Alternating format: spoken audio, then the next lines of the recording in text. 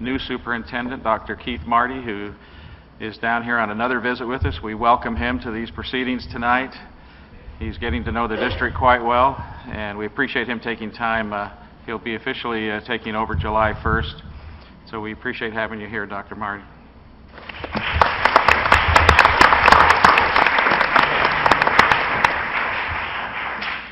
Tonight we are recognizing several outstanding students with exceptional athletic achievements. We're pleased that they could join us here at the board meeting this evening. I'd like to ask Mike Gahn if he would come to the podium. He's the director of our athletics and activities. He would join us at the podium to introduce these wonderful students.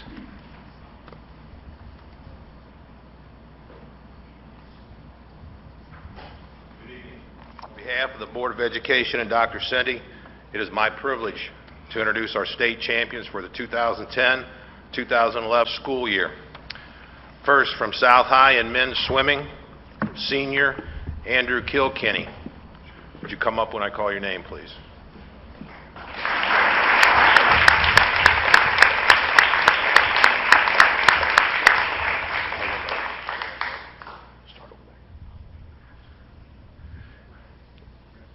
Andrew is the state champion in the 200 IM.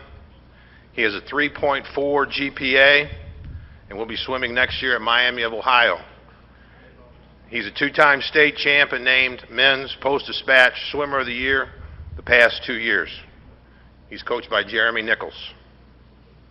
In women's swimming, from North is sophomore Heather Lundstrom in the 100 fly.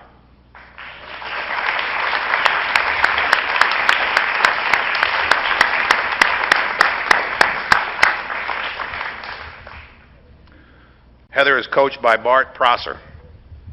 Our 400 freestyle relay swim team from West is senior Morgan Cheney, senior Mary Beth Howard, junior Kate Gately,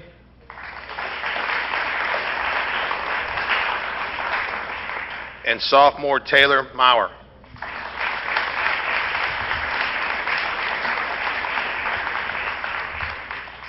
Morgan will be swimming next year at the University of North Carolina, Wilmington. Mary Beth is a scholar athlete at West High and will be competing at the University of Illinois next year. Kate Gately is also our state 100 freestyle champion. And these ladies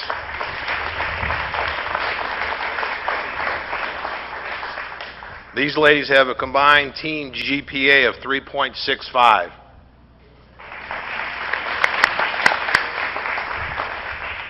Our two-time state diving champion from West is senior Kate Hardy.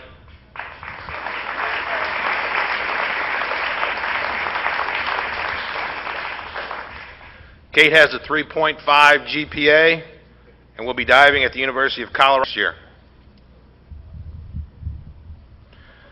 And now our state swimming and diving team champions from West. Girls, would you come up when I call your name, please? There's a lot of them.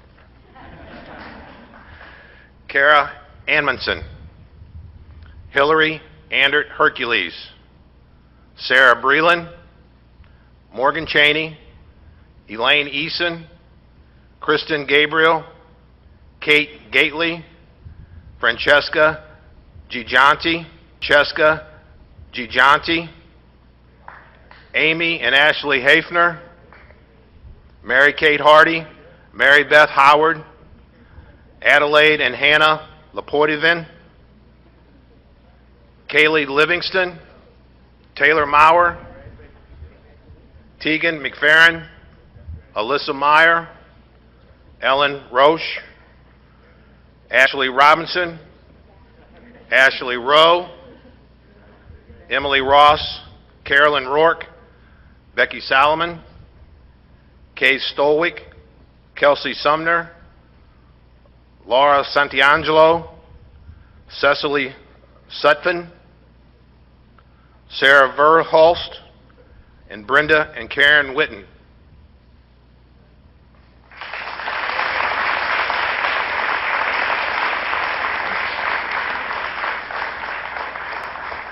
These ladies are coached by Allison Zeller, Colleen Sumner, and Gail Hutchins, and they have a team GPA of 3.68.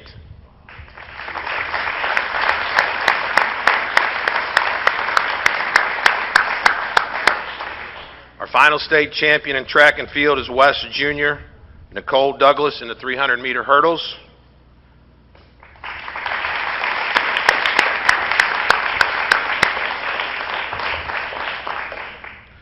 Nicole has a 3.4 GPA and is coached by Nancy Sockleben.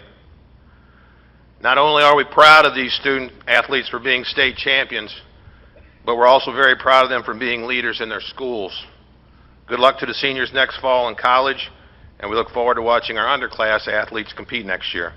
I would also like to recognize all of our parents and say thank you for your support and encouragement, and would you please stand?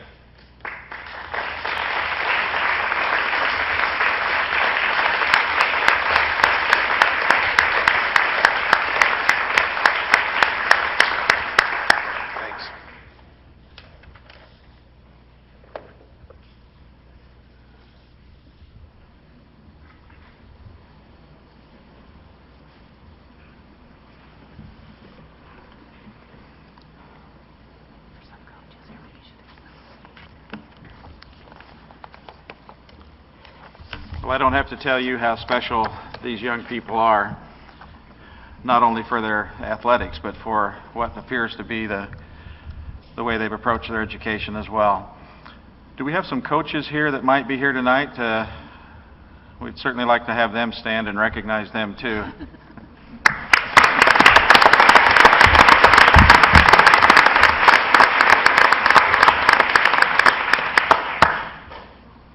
We thank you again. These kids have really done a wonderful job.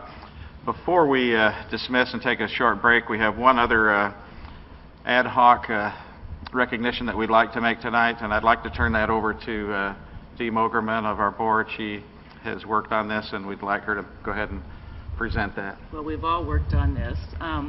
As many of you know, Dr. Senti has been our interim superintendent since last July 1st, really a little bit before that. When he interviewed with us, he said he'd be willing to move ahead. We were worried when Dr. Melito left. We were in the middle of strategic planning, and a lot of things were going on in the district, and we didn't want to stop any of the progress we were making. Well, Dr. Senti stepped right in and filled those shoes, and beyond our expectations, I think we can all say that he went beyond our expectations this year. So the board, as a board, we wanted to find a way to honor him, and we figured that he has plenty of plaques and clocks and watches and, you know, being an educator for how many years? He just keeps retiring. Well, he's spent 30 years in Parkway total, is that about right? Yes. Give or take, and then 15 years in Clayton. So he has affected, I was trying to guess a number. I bet hundreds of thousands of kids, I would think, over all those years. So we wanted to find a proper way to thank him. So what, as board members, we decided to do, we contacted the Parkway Alumni Association, and we would like to make contributions in honor of Dr. Senti and his kid check. All of his decisions, he says, does it pass the kid check? And so the Parkway Alumni Association has a fund which is the Educators, and I forgot the name of it. Hold on a second. Educators Make a Difference Fund, and we thought that was probably a great way to continue what he has done here and all over the community. So we've had special envelopes made up, and they're available at the table over there. So we're hoping, we know members of the community would like to participate in this too. So in honor of Dr. Senti, we would encourage everyone to try to make a contribution to the Parkway Alumni Association Educators Make a Difference Fund. Thank you, Dee.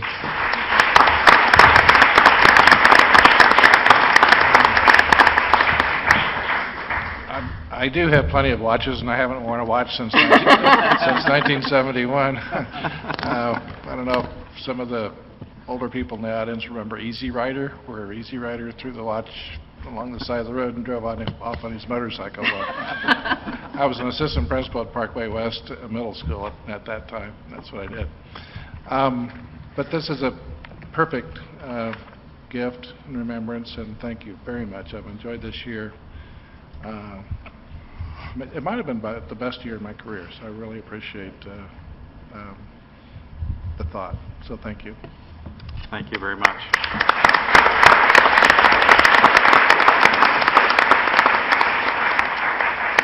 Well, thank you to everyone who's taken time to be here with us tonight, especially for these recognitions. We thank the parents and the students and the coaches and everyone involved. It's just wonderful to have this kind of recognition. At this time, we'll take a brief break so that those that want to stay can stay, and if you want to leave with your student, that'll be fine too. And we'll resume the board meeting shortly. Thank you.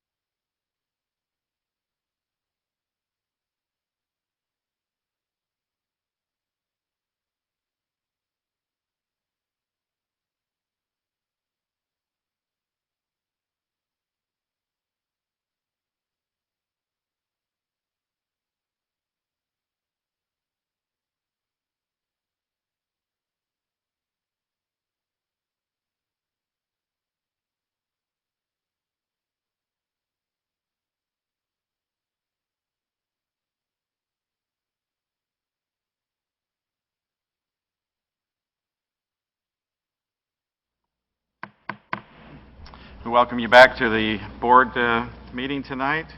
We'll begin with item 4, additions, corrections, and modifications to the agenda. Dr. Seni, are there any?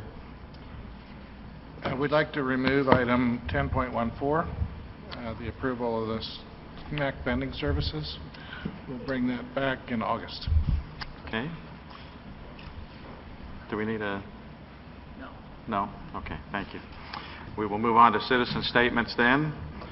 I'll call your name here in a minute. I have 3 citizen statements, and 2 of these I think I'll do okay on. The third one I'm not sure. So forgive me, but if you would say your name and your address, and then you have 3 minutes. So I'd like to start with Darren Wagner.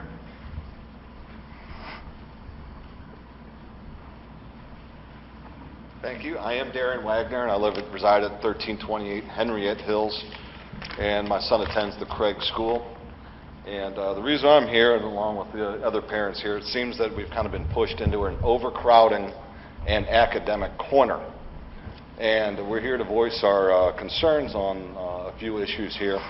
There's some other speakers, obviously, but the biggest one is the No Child Left Behind. And the concept is fabulous, and I completely agree with it 100%. With that being said, it seems that the No Child Left Behind doesn't apply to the average and above average children. They are being left behind, and I'll give you an example. My son being in 1st grade, he spent a majority of his year helping other kids read and learn math. At what cost? Is he the exception to the rule? I don't think so. He's an average student. So that's taking away from his learning time as well. Another example, I have a neighbor whose son is above average intelligence. He was struggling in math and was refused any math help, partly and mostly in part of his minority. He was not in minority status. You don't like to hear that, but that is a fact. So moving forward, I know things are in progress with zoning issues, the boundaries of how school is broken down, and particularly there's an apartment complex that's directly across the street from the YMCA at Bennington and Marine Avenue. It seems that Craig School is getting almost 100% of these kids, and yet this school is furthest away out of all of them. I'll give you an example. Craig School is 2.3 miles away from this apartment complex.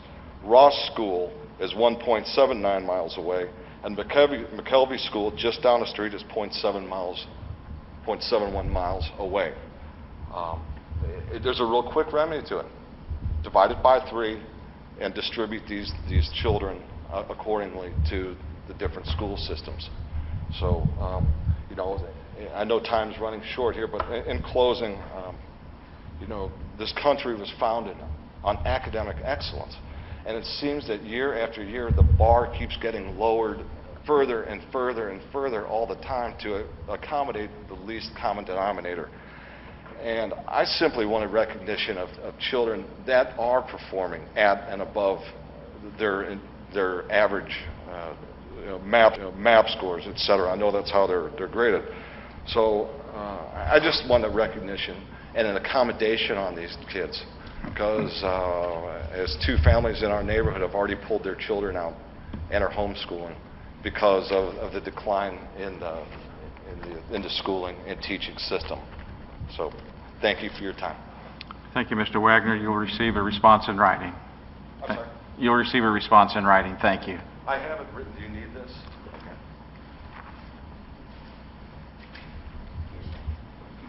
Thank you again. Next, Joanne Screen, if you would state your name and your address.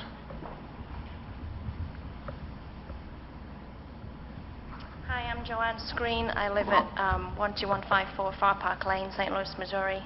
My children go to Craig School. Dr. Senti, you know me very well. Thank you for this year. But, you know, you helped a lot. Anyway, what I'm talking about today is, again, I'm one of the Craig parents. Similar issues to the gentleman before me, and I'm just going to read out my spiel here.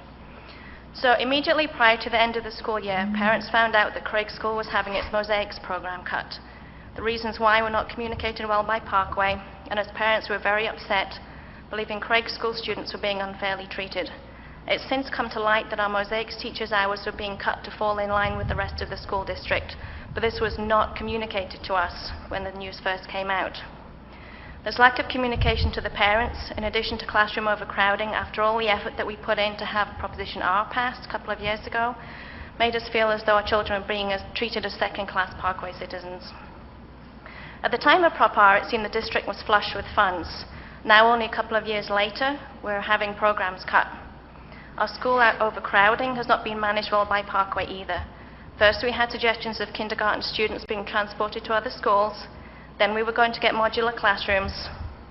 And now we're going to have overcrowded classrooms and extra TAs to compensate for this. Personally, I prefer the final solution, but these solutions that were presented were not communicated well to the parents in a timely and effective manner. We're all concerned for our children's education and would like to know how our already overcrowded school is going to manage with the addition of extra full-day kindergarten classes. We appreciate that Parkway is looking into resetting the boundaries, but related issue. Personally, I've always been disappointed in the amount of resources directed at children who are capable, intelligent students versus those who need assistance learning. One of the Parkway propositions was to fund more gifted programs. Admittedly, it was a small one at the bottom of the list, but it was on there. Both of my children are in the MIX program, so they're left to go through school finding things very easy, as with the other children, helping other children, with the MIX program. So they're left to go through school finding things very easy, as with the other children, helping other children, with reading and math, and not themselves being challenged in any way. These children have several years in Parkway at a time when they're eager and able to learn, and they're just being left to float along. Several of us have asked our teachers for more challenging homework for our children to try and push them a little. I understand that children who have learning difficulties need help. I have no problem with that, but so do those who are able to excel. I recently counted almost 20 staff members in Craig School who are devoted to children who need learning assistance. And now we have a teacher, that half Mosaics program teacher for the top 3%. Anyone who falls just below that 3%, they're just left. I believe we'll soon be a failing school because of the demands of the state MAP score requirements, and we're having programs with intelligent children cut. For many of us, these issues make moving out to Parkway or paying for our children to attend private schools or even homeschooling a more and more appealing choice. Thank you.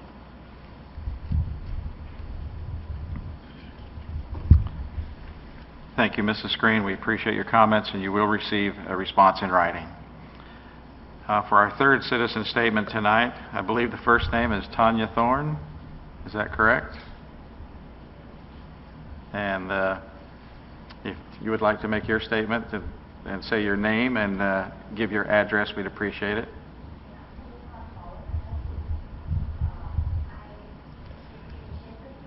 If you could come to the podium, please, so we can...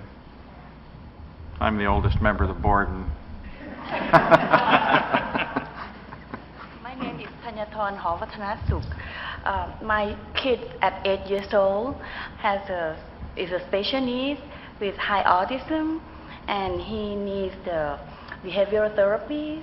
And lately, I think the special education, the budget was cut, and it's kind of like the children is overcrowded and coming to the Henry School. So my child usually have the full support of the OT and of the speech therapy, but lately I feel like the special education also get the effect from maybe the budget too. So I just want to make the remark. That's all. Thank you. all right, thank you very much, and you'll receive a response in writing too. Thank you.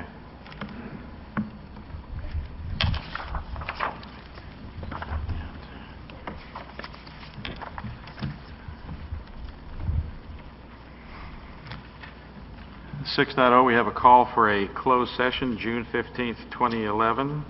I'd like to ask for a motion and a second that the Board of Education call for an executive session on Wednesday, June 15th, 2011, immediately following our regular meeting at Central Middle School, for the purpose of considering scholastic probation, expulsion, or graduation of identifiable persons, including record of individual tests or examination scores, 610.021.6, and 2, preparations on behalf of the districts or its representatives for negotiations with employee groups, including any discussion or work product, 610.021.9. So moved. Second? Roll call. Mr. Applebaum? Yes. Mrs. Castillo? Yes. Mrs. Feldman? Yes. Mr. Major? Yes. Mrs. Mogerman? Yes. Dr. Siertino? Yes. Mr. Jacob? Yes. Motion carries 7-0. 7.0, approval of agenda for June 15th, 2011. May I have a second and a motion for the So approval? moved. Second. Thank you. All in favor? Aye. Aye. Motion carries 7-0. There are no resolutions. We'll move to 9.01, calendar of meetings. The next regular meeting of the Board of Education is scheduled for Wednesday, August 10th, 2011, at Central Middle School, starting at 7:30 p.m. And now we'll move to 9.02, any liaison reports from the board. Are there any? We'll start with Mr. Major. Mr. President, last Monday attended the SSD June meeting where we approved on the Governing Council approved the budget for next year, and not too many cuts that I could see, still north of $300 million, so kind of daunting to do that and then come back here this week for approve another budget, you know, 300 million here, 200 million there. Pretty soon you're talking real money. But did need to report that I was selected as the chairman of the Governing Council, so I'll enjoy that privilege for the next year. Congratulations. And I think there will be a meeting, and I apologize, I don't have my notes in front of me, but if you check the SSD website, June 27th, is that right, Mrs. Feldman? Something like, no. Maybe, yeah, Monday, 27th, yeah. Okay. And that will be an opportunity for public comment to the SSD Governing Council for anyone who has concerns overarching the whole program. And certainly I would recommend to anybody interested, the SSD website is highly informative, explains a lot of the interplay between individual districts and SSD and how that's all supposed to be accomplished. But the Governing Council is also supposed to function as a conduit for the general public, and so certainly would invite, if anyone has questions on those lines, more than happy to contact me via email or by phone. So I apologize, I don't have the date in front of me, but it's the last week in June. and that meeting isn't here, it's at... Right, that will be at the SSD admin building. That's their main campus over at the intersection of Ballas and Clayton Road. Thank you. Mr. Applebaum? Nothing? Mrs. Feldman? I mean, why do I do this? You can go. No, I'm good. Well, I have a novel, so bear with me. I have the privilege of attending North High Honors Assembly on May 5th. And the Assembly, of course, recognizes excellence in academic and athletic achievement by our students. And I tend to go back every year because that's my son's alma mater. And so when I sit there, I think my boys are still there. It's kind of a, you know. And May 9th, I attended the Granting Dreams program, and that was sponsored by the Parkway Alumni Association. They've been granting dreams for our students since 1996 and have awarded $189,560 to date to students and helping them to achieve their dreams and possibly future careers. This year our students were awarded $22,000 in the form of $250 cash funds or by being mentored or shadowed with an alum who might be an architect or a tennis player, a veterinarian, a techie, a fashion designer, or even a glassblower. And on May 11th, the 43rd West High School Honor Ceremony, which also recognizes our students' outstanding achievements. On May 13th, I attended the Oasis Volunteer Luncheon, and this was my first time attending, and it was my pleasure to speak with almost 200 volunteers in the district. And they help our students who may be struggling with math and reading or any other subject. A few of the volunteers have been with Parkway for over 15 years. And the most common comment that I heard from these volunteers is that they hoped that they were making a difference, and I assured them definitely. And they are requested by the students each year. So if there are any Oasis volunteers out there, or anyone that wants to be an Oasis volunteer, please join us, because our students really, really appreciate it, and they do get the help from the volunteers. At this program, I want to thank Barb Clark for organizing it. She did a great job. The entertainment was provided by the Piermont students under the direction of Kaylin Forrest, Megan Higgs, and Lindsay Morgan.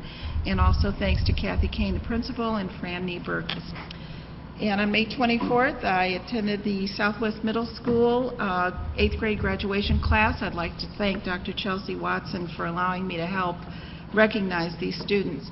And while I was there, I also enjoyed talking with Rebecca Stockhausen's dad, Mark. She was one of the graduates, and Devin Ulmer's mom. And Devin's sister was Nicole, who graduated from South High this year, was one of the recipients of the Granting Dreams program. And just in closing, I want to say that part of our position is not only to have these meetings, but to get out there and meet our people, meet our parents, meet the students, and that's one of the privileges that I think we all appreciate. And we thank all of you parents and all the students that provide us with entertainment when we attend these programs.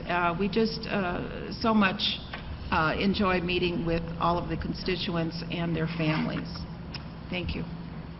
Thank you, Helen. Dee? Last week I attended the Cooperating School District's board meeting, last board meeting of the year, and while Dr. Senti will be leaving Parkway, his new position is as Executive Director of Cooperating School Districts. So he's got a big job ahead of him. I know he already has his to-do list started, and we're looking forward to working with him at Cooperating School Districts.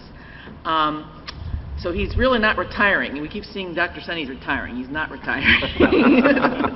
And then on, I believe it was Tuesday, I attended Dr. Yurkovich, who is the he really is retiring, Executive Director of CSD. He had a little retirement get-together, and I know many people in the community attended. So we wish him good luck in his retirement. And I think that's all I had. Mr. Major, did you have a follow-up? I did. I don't have my notes, but I do have my iPhone. So the meeting is June 27th. That's Monday, 7 p.m. at the SSD admin building. Thank you. Sam? Yep. Yes, I did. Or you got that wonderful tan. In my backyard. Not counting. I want to express my personal gratitude to Don Senti as well. We've been colleagues for many.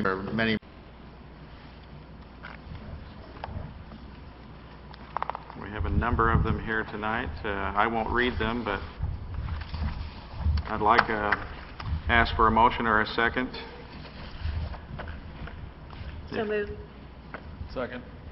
Are there any items that should be pulled to action or closed that are everybody's happy with what's there? If I could have all in favor? Aye. Any opposed? The motion's carry 7-0. Ms. Calanda, thank you very much. We will move now to 11.0. This is the approval of the 2011-12 budget, and Wes Garten is coming forward to help us understand what we're going to be approving. Absolutely. Or further understand. Good evening, President Jacob, members of the board, Dr. Senti, Dr. Marty, and Ms. Calanda. I'm here to present the 2011-12 budget for your approval tonight. I first want to thank Maureen Dennis, Director of Finance, Joyce P. Zold, my administrative assistant, and Sue Reno, Supervisor of Accounting, for their contributions. We've had a couple of board reviews, one in January and then one in April. There have been little adjustments, and they actually just come here and welcome any additional questions concerning the budget. Okay, we'll open it up to questions from the board. Mr. Major? Well, I guess it's been mentioned earlier today, but I think one of the adjustments that's coming is the number of kindergarten teachers. I think we had originally projected 16. Where are we with that? And can you attach a dollar figure yet? Sure. Right now, we're thinking there's going to be potentially 4 additional, which would put it to 20, but we could be up to 8 additional, depending on how the kids fall. That's actually a really good sign. I know we had original expectations of only 16 teachers additional, so it shows that the community is really accepting, I think, the full-day kindergarten piece of it. If you look at that from a 4 to 8 additional staff, I think you're probably going to get a new teacher around probably around $50,000 a piece. So it could be anywhere between $200,000 and $400,000, somewhere in that neighborhood. Other questions, board members?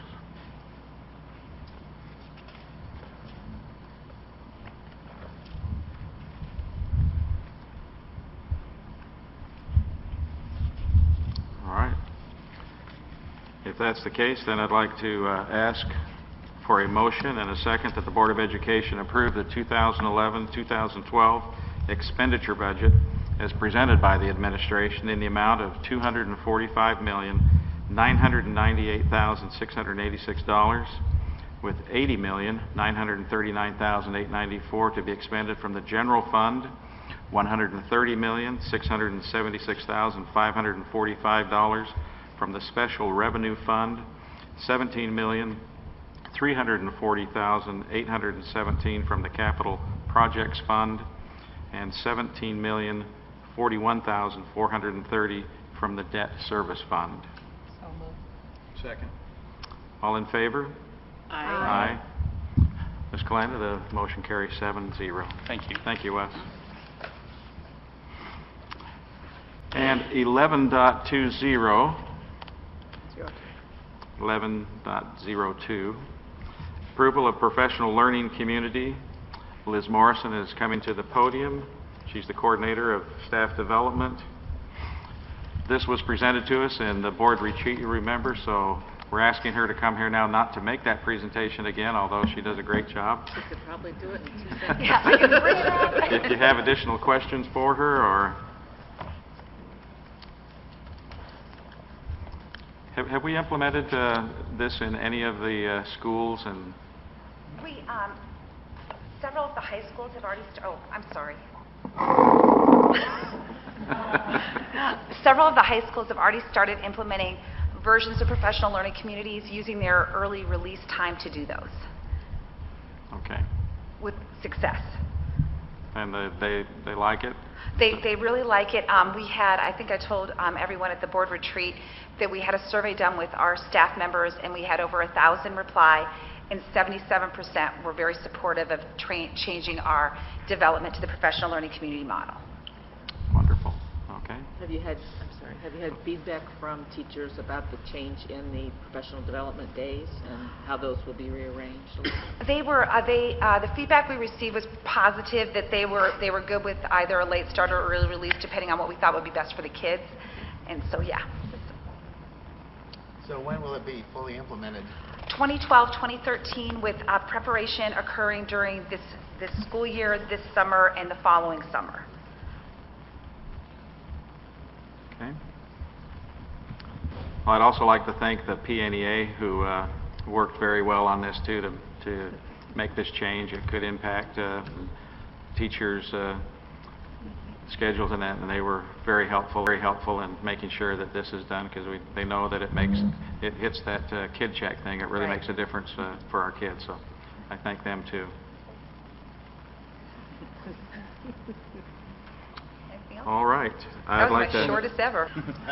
Mr. President, could we maybe impose on Dr. Marty for some thoughts on this development, since that'll be on his watch? Sure. He's not even getting paid yet, Bruce. I know, I'm going to get everything I can. Well, I had an opportunity to be here a couple weeks ago and participate, and I want to just compliment Liz, did a great job. For professional learning communities to be implemented well, and I'm not speaking as an expert, but I've certainly seen and heard about a lot of those districts, it's best to do it in a way that I think Parkway is doing it, and that is a very systematic approach. And with certainly the groundwork laid, and everybody certainly on the same page, and people understanding the parameters, and good preparation. And we had a lot of opportunity for teacher teams and administrators being involved with teacher teams at the workshop, working together to lay that groundwork. That will continue this year with full implementation. You're going to, I think, have a report later on the calendar for 12-13 that will indicate how that's going to be laid out from a calendar perspective. But I just am very excited to be at the start of this. And when you ask, is it happening? Yes, but full implementation will occur over the next really 2 years as it's brought forth. And again, great leadership, great groundwork laid. So I'm very, very excited about that. I was caught off the cuff here. Thank you, Dr. Marty.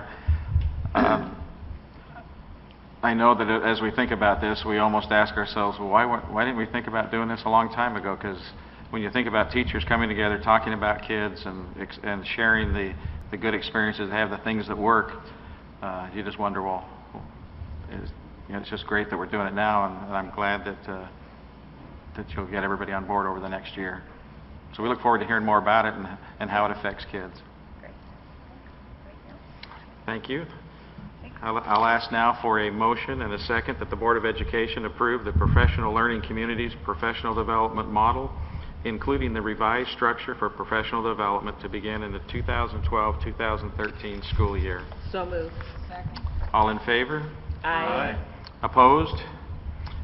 Ms. Kalenda, that carries 7-0. Thank you.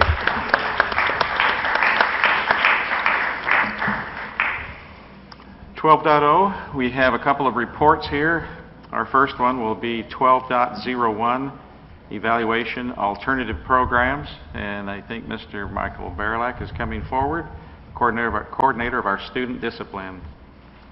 And Becky Warren will join him, principal of alternative programs, has those fun kids up there at Fern Ridge. Lori Maddox, assistant there too.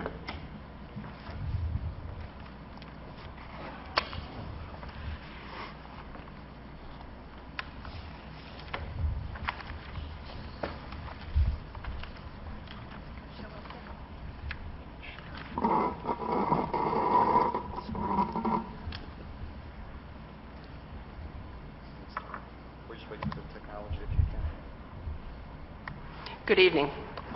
Board President Jacob, other distinguished board members, Interim Superintendent Dr. Senti, incoming Superintendent Dr. Marty, and Ms. Kara Kalenda, our Board Secretary. Michael Barilak, Lori Maddox, and I thank you for giving us this opportunity to address you this evening. We're here to present selected highlights of the evaluation results of our 5 alternative programs and our alternative high school in the Parkway District, a district that's committed to educating all students. Because of time constraints, we're not presenting every aspect of the evaluation document that you have received, but please feel free to ask questions while we're presenting and certainly after our presentation. As I mentioned, we're presenting some evaluation results that will highlight our alternative programs and our alternative high school. And we have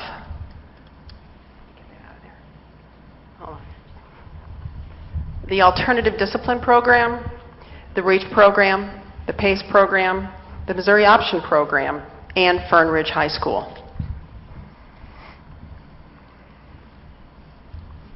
Waiting for it to catch up.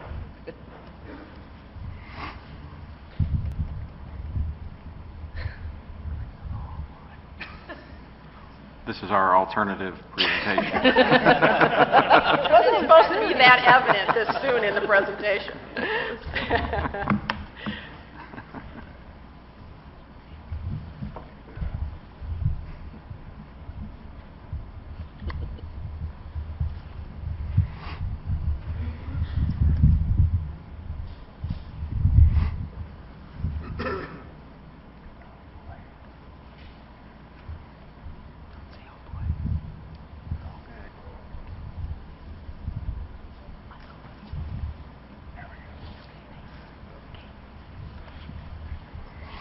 Okay, we're ready now. Michael? Good evening. I'll start with the Alternative Discipline Center. As you know, ADC is a program for middle and high school students who are suspended out of school from 10 days up to about 45 days. So we allow middle school and high school students to come to a sort of a study hall type setting and keep caught up with their schoolwork. Before we go into the program, though, I would like to review some discipline data. You can see from the 2002-2003 school year up until 2009-2010, although there was about a 9% decrease in our district population, you can see that we had about a 50% decrease in our superintendent suspensions in that time period, and almost a 40% decrease in the principal suspensions. So that does play a big part into the students that are being fed into ADC. When we share this data, one of the big questions that comes up is, what do you think played a part in that? And there's two key things. First of all, what the schools are doing and the school-based interventions from elementary up to the high schools, and what the creative things they're doing to keep kids in their schools. And then the other end of that, I'd like to look at sort of PACE, REACH, and like the Missouri Option Program. So at the district level, what we're doing to keep kids on track as well before they get to that point that they're suspended. So the demographics about ADC, with that drop in suspension, in the suspension rates, you can see that from 2004 and 2005, we peaked out at 400 students in ADC. At the end of this last school year, in May of 2011, we were at 225. And just looking at those students in general, these are the demographics of the suspended students who use ADC. It's not necessarily the demographics of all the students who are suspended, but predominantly high school students. And the top reasons for suspensions, as you can see, are fighting and substance use. And one of the ways we address that with the students while they're in the alternative programs is through mediation with the students who are there for fighting. And also we use community resources like the National Council of Alcohol and Drug Abuse. They come into the ADC and the other alternative programs and provide resources to our students there. We also provide resources to the parents, especially for the students who have substance abuse issues, and parents are at that point where they're asking for help. That usually comes through that discipline process. What this slide is showing, unlike all the other alternative programs, what's unique about ADC is all of those students that come into ADC, if they're not there, they're out of school because they're suspended. So this is showing you the instructional time that is saved by kids coming to ADC, almost 13,500 hours of instructional time that is saved. That equates to, if you look at on the right, the length of time that those students have been suspended, that's about 3,100 days saved by those kids coming to ADC. We surveyed students, parents, and middle school teachers, and middle school and high school teachers and administrators about their experiences with ADC. The student feedback was positive about the academic support they got while they were in ADC, that they got support from the teachers and the TAs that were there, and that they felt safe in that environment. Two of the concerns that they wanted, that we will be addressing, are the distracting environment of ADC. And that's part of the nature of sort of the building we're in, the space that ADC has to use as well. So, and also the types of students that we have at the time. Sometimes the room gets a little disruptive, but that's something we'll be working on with the students that come through. And as you can see by the comments the students have made, that they're very supportive and enjoy their experience there. And I think that's reflective of the relationship established between the teachers in ADC and the staff that work there and the kids that come to ADC. Again, the parent feedback, all positive. 100% of the parent respondents feel that ADC is an asset to the school district. Most of them were unaware that it was available to them at the time their student was suspended, but felt very positive about their experience there. The teacher and administrator feedback, we talked to them about communication with ADC staff as well as the ability to support students. They felt very positive about the communication, especially the exit reports that are sent to the teachers when students leave ADC.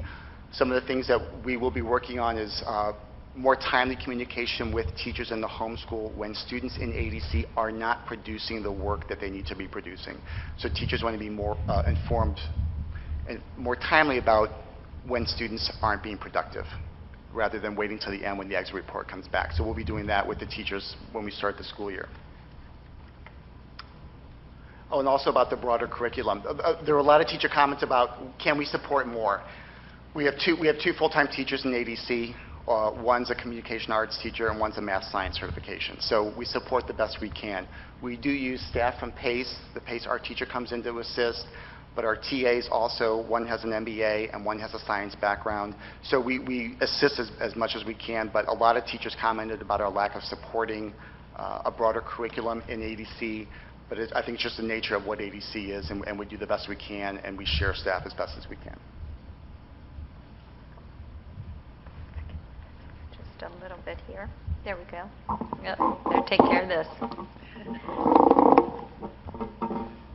Good evening. As we all know, REACH is an alternative education program designed for 8th grade students, whereas PACE serves the needs of those at the high school level. When it came to our REACH and PACE student respondents, an overwhelming majority clearly believed having smaller classes, individualized assistance, and being taught a discipline using alternative methods ultimately led to their academic success. Subsequently, 92% of the REACH students indicated that they believe they are now better prepared for their high school experience. A couple of success stories, not shown in the hard data, included a young man who attended REACH in a response to the fact that he was not completing any of his classwork or homework in his homeschool. He had failing grades, and the staff was very, very uncertain as to his academic ability. During his tenure at REACH, as a part of a communication arts assignment given, he wrote about the character Ponyboy from the book The Outsiders and how Ponyboy needed to assume responsibility for his schoolwork. He then expanded on how he, as a Parkway student, is ultimately responsible for his own schoolwork as well. This same young man earned a 3.5 grade point average while in REACH and qualified for and will be taking Honors English 1 his freshman year. Just as impressive, if I could just expound on what Helen said earlier, just as impressive was our students' willingness to take an academic risk, a real academic leap. All of them completed the application process as a part of the Granting Dreams program, and I am exceptionally proud to say that 30% of our students became Granting Dreams recipients. As for PACE, every student, with the exception of one, believed that being held accountable for their behavioral choices on a consistent basis has better prepared them for their next move to the school they'll be attending. Like REACH, there are examples of success among our PACE students not found in the data that we collected. One student who enrolled in PACE for the first semester of her senior year and earned her diploma through the Missouri Option Program her second semester will be attending the University of Missouri, Kansas City in the fall.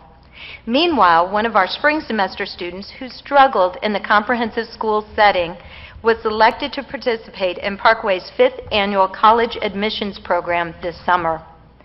When we looked at the student survey data results as to why the students believed that they performed better while enrolled in one of the programs, we found similarities between REACH and PACE.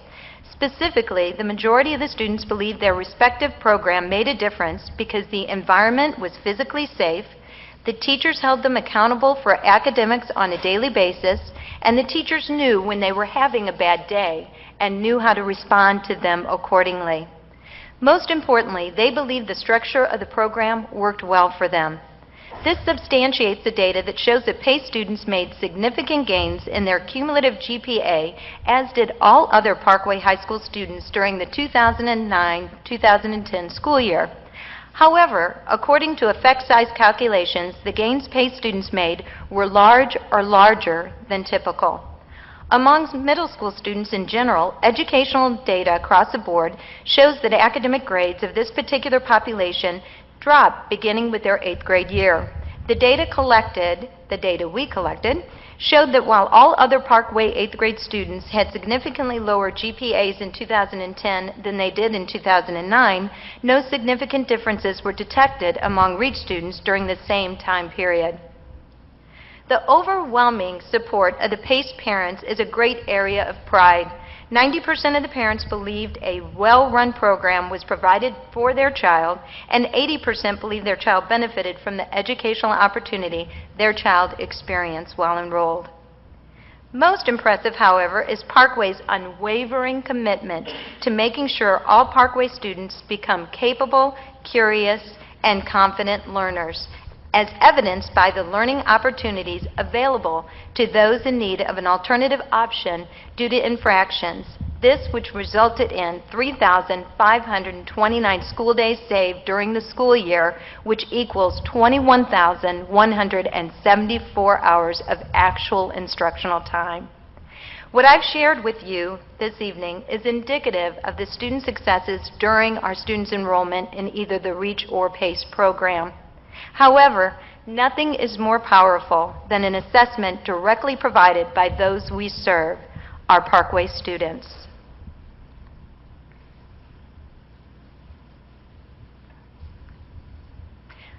What is the most important lesson? We asked some of the students a few questions, and this question is, what is the most important lesson you learned from REACH that you will take to the 9th grade?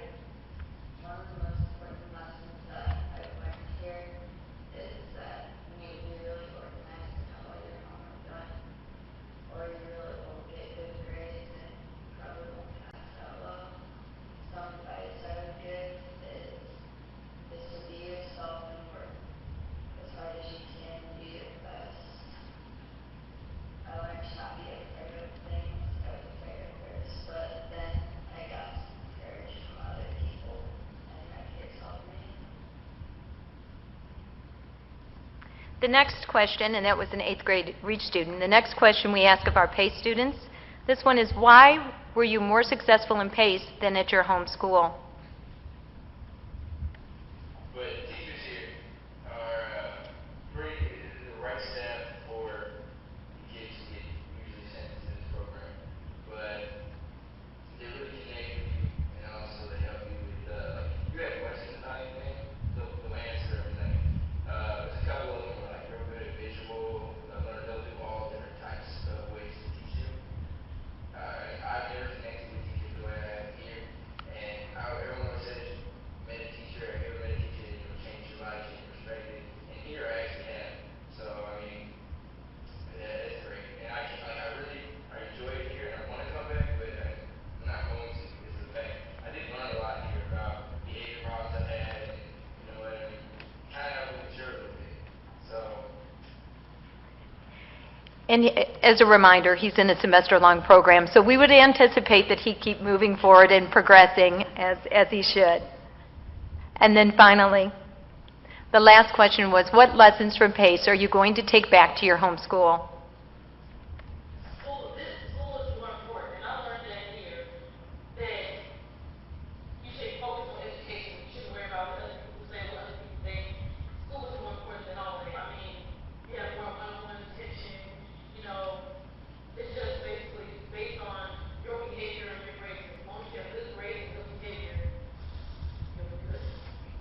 You'll be good. And now, Becky will speak to you about the PATH program. Thanks, Lori. The PATH program is Parkway's newest dropout prevention program, and it's housed at Fern Ridge High School, and it serves students who need additional academic support in order to be successful in the Missouri Option program. We opened in November of this past year, and we reached capacity of 18 students very quickly. Students were enrolled from all 5 of our high schools, and 5 of those students are now enrolled in the Missouri Option program. If you can see up here on the bottom, I have some examples of pre-GED score improvements in several subject areas, and there are quite a few more that I could have put up, but these are just some examples of improvements in pre-GED scores that students have made, and those now will qualify them to get into the Missouri Option program. As Becky mentioned, Missouri Options is Parkway's, I call it a dropout prevention program. So students who are 17 or older and more than a year behind in their credits who are at severe risk of dropping out can qualify to come into Missouri Options to earn a diploma. As Mr. Jacobs mentioned, for those of you that either were at the Fern graduation this year or have been in the past, MOP graduates can choose to graduate with Fern Ridge's class. And we had 2 speakers at the graduation this year. Christina was one of those, and if you just, when you read her quote up there, it reminds me of how significant of an impact Missouri Options has on these students who, some have already dropped out and then re-enroll in the district to get into Missouri Options so they can earn that diploma from Parkway.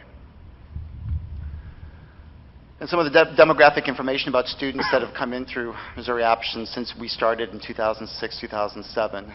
We have a 71% graduation rate, or 97 students of the 136 that have enrolled. So those are 97 students who would have dropped out of school. One of our goals is to increase the success rate for the students that come in. And there's 2 key things we're doing for that, and that is the PATH program, getting kids better prepared before they come into Missouri Options, but also assessing students who are applying options to really determine their level of commitment to the requirements set by the state of Missouri to complete the program successfully. And then just, if you see the percentages of some of the students that have been through Missouri Options, you see almost 50%, about 67 of the students that have gotten into Missouri Options had been in Parkway since elementary school. So one of the questions that comes to mind is, what happened along those 10, 11, 12 years that got those students so far behind that they ended up in Missouri Options? So one of the things we want to do is sort of go deeper with an assessment when students are coming into Missouri Options, so we can figure out sort of what impacted them to get to this point, and where we can work backwards and change things so students aren't getting to this level. The student feedback, we assess students on 2 areas. One, prior to coming into Missouri Options, what are some of the top reasons that got them so far behind? The number 1 reason was the school environment, and that would then play into the second and third reasons. They stopped attending school and their performance declined as well. And then we also asked about what were the most important components of the Missouri Option programs, and unanimously they all agreed that they could work at their own pace. The students that really want to fly through, they can do it, but the students who need more assistance and need more time, they can take the time and get through the program as well. And that's where the personal motivation comes into play. Becky? Even though Fern Ridge High School is Parkway's 5th high school, and it's not technically an alternative program, it, like the alternative programs, serves students who need an additional or a different type of alternative environment that they're not finding in the traditional high school. This past May, we held our 19th graduation ceremony, and we asked a couple of the students that participated in that ceremony to answer 2 questions. And the first one is, how did Fern Ridge benefit you?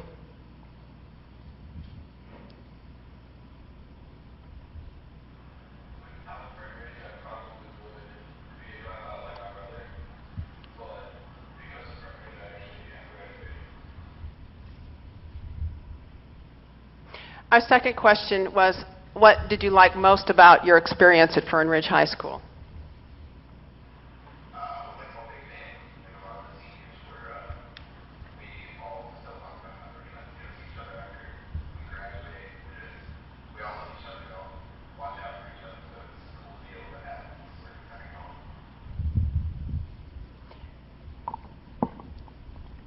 We also conducted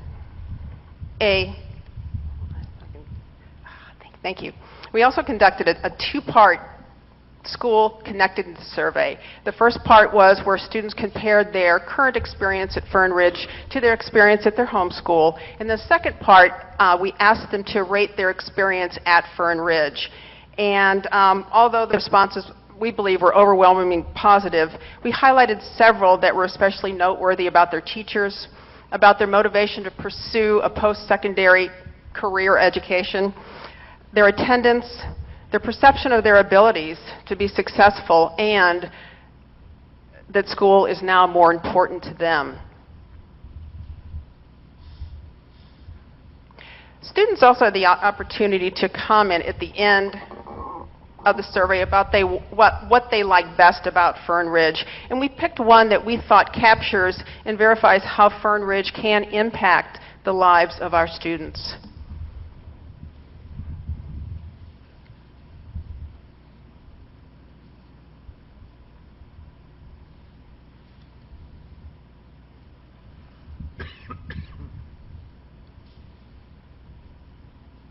This next slide is about the impact of our schedule change. As you can see, in the school year 2008-2009, we were on a two 18-week semester traditional schedule. And in the school year 2009, 10, and this past school year, we changed our schedule. And now we have 4 9-week semester schedules. And this shows that students are earning more credits, but they're also able to, if you look at the yellow that's going down, and that's a good thing, they're losing less credits than what they had before. Is this from an essentially static student population? No. You mean as far as, like, from? As far as the overall enrollment? Yes, for those years. yes, Okay. to the end of the year, absolutely. Right. And we can see that the credits earned have kind of leveled off, the orange, but we're still, students are still earning more credits and they're losing less, and those are credits that they've attempted in the past and they've failed.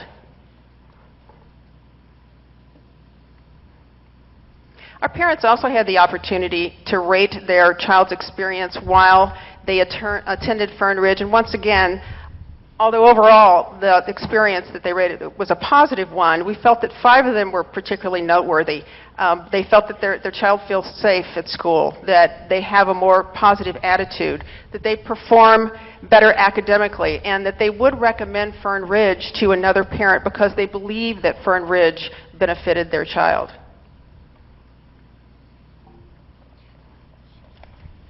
And this last slide here is parents also had the opportunity to comment at the end of the survey and answer the question what they like best about Fern Ridge. And for us, we picked a comment that we felt really stood out.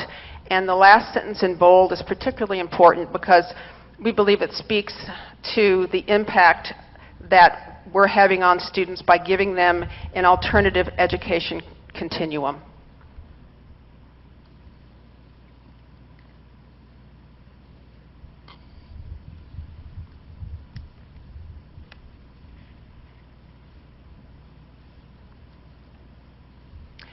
Our final slide is where we're want to address some current concerns that we have, and then we're also want to speak to looking forward and things that maybe we can do in the future. And our first concern is our space capacity of the PATH program. Like I mentioned before, we reached our 18 student capacity very early on in early December, and I had to turn students away because there wasn't enough room. At the end of the year and this summer, I've already had phone calls from a lot of my colleagues looking for help with other students in their high schools, saying that can we put them in or fit them in the PATH program. So I anticipate that we're going to be reaching capacity pretty early on this next school year, and I'm going to have to, be turning students away.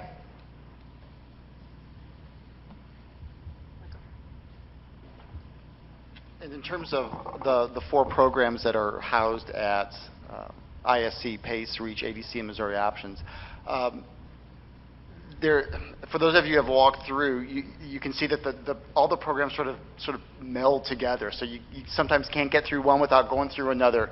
So we talk about how can we keep doing what we're doing, keep serving more students if we need to serve more students, but we're always mindful of the space confinements of sort of the building we're in and the space we've been given, and sort of the structure of the space. You know, if you go through the Alternative Discipline Center, the rooms kind of open onto each other, and that, I think, lends to the students reporting. It's kind of a distracting environment. Well, there's not much we can do because the walls don't go up to the ceiling and there's no doors. So I think that plays a part into the student's perception of this space they're in when they're attending that program in particular.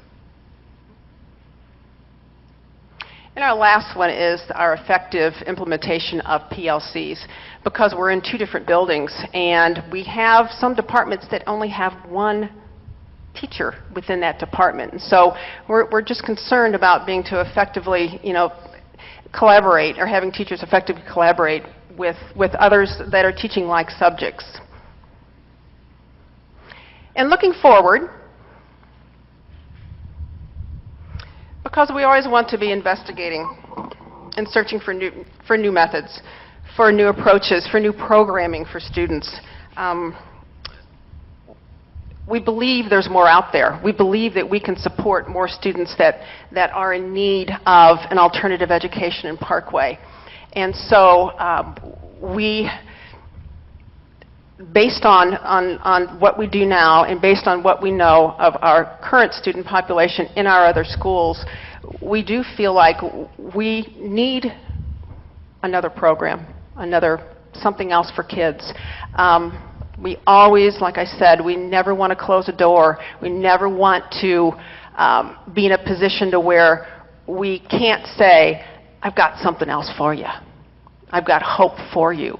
There's something that we have that's in place that we know that you can be successful if you attend this program. And so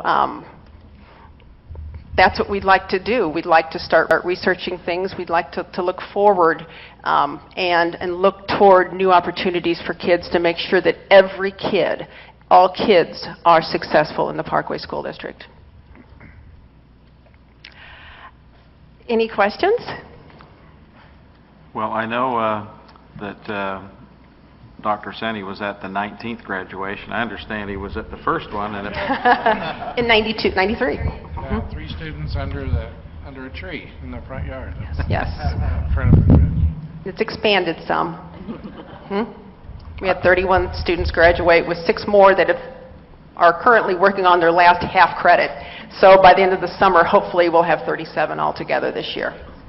Thinking in terms of maybe one of the programs, occasionally as board members we become aware of situations, generally behavior related, sometimes pretty severe, in the elementary level. Is there any thought of alternative programs to help kids like that, so that we reach, from an alternative perspective, we're talking about all kids now, not just the middle school and high school?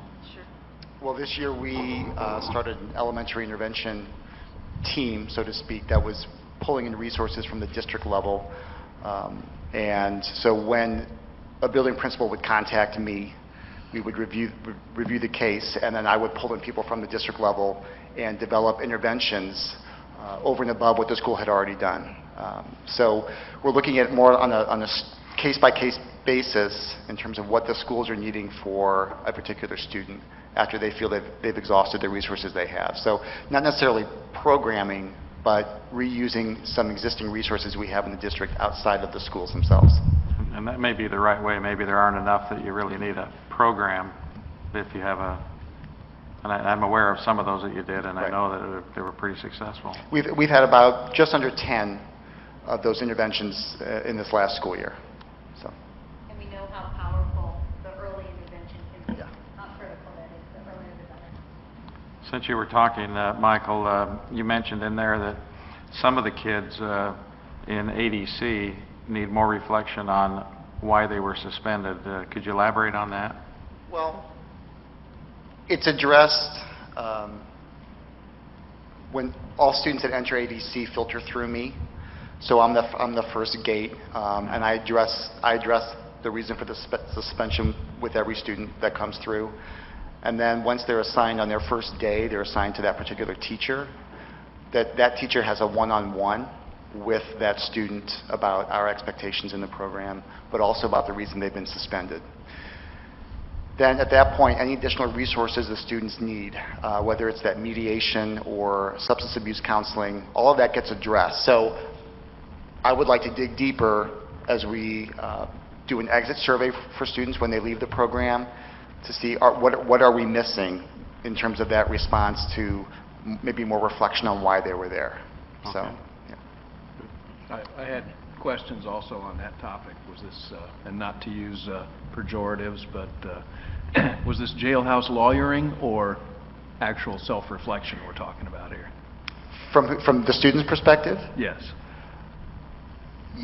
I don't know. I think part of it would have to be, as we dig deeper with an assessment or with sort of an entrance survey and exit survey with those students, maybe dig deeper in terms of what it is they need. Because we address the issues, I guess we felt we were addressing the issues that brought them into the program, whether it was fight, drugs, or whatever the offense was, through at least 2 adults, myself and the classroom teacher. So I think we need to dig deeper and ask students more about what it is they need, and maybe even through the parent piece, maybe talk to their parents more about, while your student's with us, what more can we do to support you and your student during this time? Okay, but this wasn't students pushing back on the disciplinary process saying, that's not fair. Or is there an element of that? I guess it could be. The surveys, half the students were surveyed the last 2 or 3 days of their time in ADC. The other half were students that were in our program first semester. We sent them the surveys during the spring semester, so they had already had plenty of time out of the program. So. Okay, thanks. Other questions? Ellen? I just want to comment that one time when I was there and observing and everything, it was the kids were very much engaged, and I had asked a class what they were doing, and the response was so eager. They were so eager to tell me what they were doing. They just enjoyed what they were doing while they were there. With that being said, do you have a percentage or a number of the students who request to attend these programs? Sure. Oh, yeah. No students requesting. But you know what? I can't get over the timeliness of that question. I do believe this is a first. However, I don't have any archives in which to check it out. We had a student who sent an email to her counselor. She attends one of our high schools, and inquired as to how students can nominate or recommend themselves for the PACE program. She just felt that she needed something. She had gone through REACH. She's doing well at her home school. She's not one that was recommended by a counselor or an administrator, but it was almost like she needed to go back to recharge her batteries. You know, she's going into that junior year. And so I thought it was very, very interesting. She wanted to know if she could recommend herself. And of course, our response was, by all means, if you believe this is what you need to keep doing well, then please feel free to do so. And then, of course, we promptly wrote down her name and added her to the list. Thank you. Other questions? Mine's more of a comment. I think Helen and I were the only ones on the board when we didn't have PACE, REACH, and Missouri options. And as a board member, it was very frustrating because we had no options when we were disciplining kids. It was really hard, and we have to thank our community for passage of Prop R so that we were able to fund these programs. It's made such a difference in kids. Just those 97 this year that graduated from Missouri options that wouldn't have, I mean, that's worth it, just that. As board members, we're so few, and we need to just continually remind our community and thank them that it's because of them that we can do this. Absolutely. Thank you. I want to compliment you too. I There's no question about your passion for helping these youngsters, and we certainly appreciate that. And I've known Lori for a long time, and I know the kind of person she is in terms of helping children and young people. A question, you know, after ADC, what transpires in terms of acclimating students back? When the student leaves ADC, their first day back to school, they have to meet with their building administrator to transition back. But the ADC teacher that had been assigned to that student sends an exit report. So the exit report includes every class the student was enrolled in, what work the teacher sent, what the student did while they were there, and then sort of like a behavior, sort of a descriptor of how that student did while they were in the program. Any concerns that we have, for instance, if 2 students are returning after being suspended for a fight, after a mediation in ADC, we probably will set up maybe a second one at the home school with staff there that are aware of what needs to continue. But while they're in ADC, there's constant communication with the ADC teachers and the homeschool teachers, counselor, and administrator about their progress there. So when that transition does happen, especially after a longer transition like 30 days, we do try to get the students better prepared by maybe sometimes teachers will come visit ADC from the students' homeschool to sort of rebuild that connection so that they're more acclimated when they go back. How often do students return to ADC? I think in that one slide you saw, we had 19 students repeat this year. We had 75 repeat offenders, so the other students then had been in ADC at some other point prior to this year. But 19 students came to ADC more than once this school year. Yeah. Thank you. Everybody's asking my questions, but I'm going to follow up a little bit, piggyback on Sam's last question, and that is there a different approach you take when a kid comes back after the first time? Different approach to make them understand their behaviors? Oh, yes. Tougher? Oh, yes. It's a much different conversation, especially my biggest concern is students who are getting suspended for the same behavior. That's a different conversation than if it's a different kind of behavior. But we also have students who get suspended fairly quickly after they have just ended one. So it's a much, our tolerance level goes down a little bit with some of those students. But I also take into consideration their development and age. So is it a 7th grader versus a high school senior? I also spend more time with the parents to find out something's going on. You know, is there something that the family may need assistance with, maybe resources outside of Parkway that may be necessary. So I do a little more digging with the parent or the guardian as well to see what's going on. I have a question about drugs, piggybacking on what Dee said about it's great that we have these kinds of programs to offer kids who we see getting in trouble. Oftentimes these kids are in trouble because of drugs. So what do you do when they come to your programs to keep the drugs out of your programs? If we have a reason, just like the schools, we'll search if we have reasonable suspicion.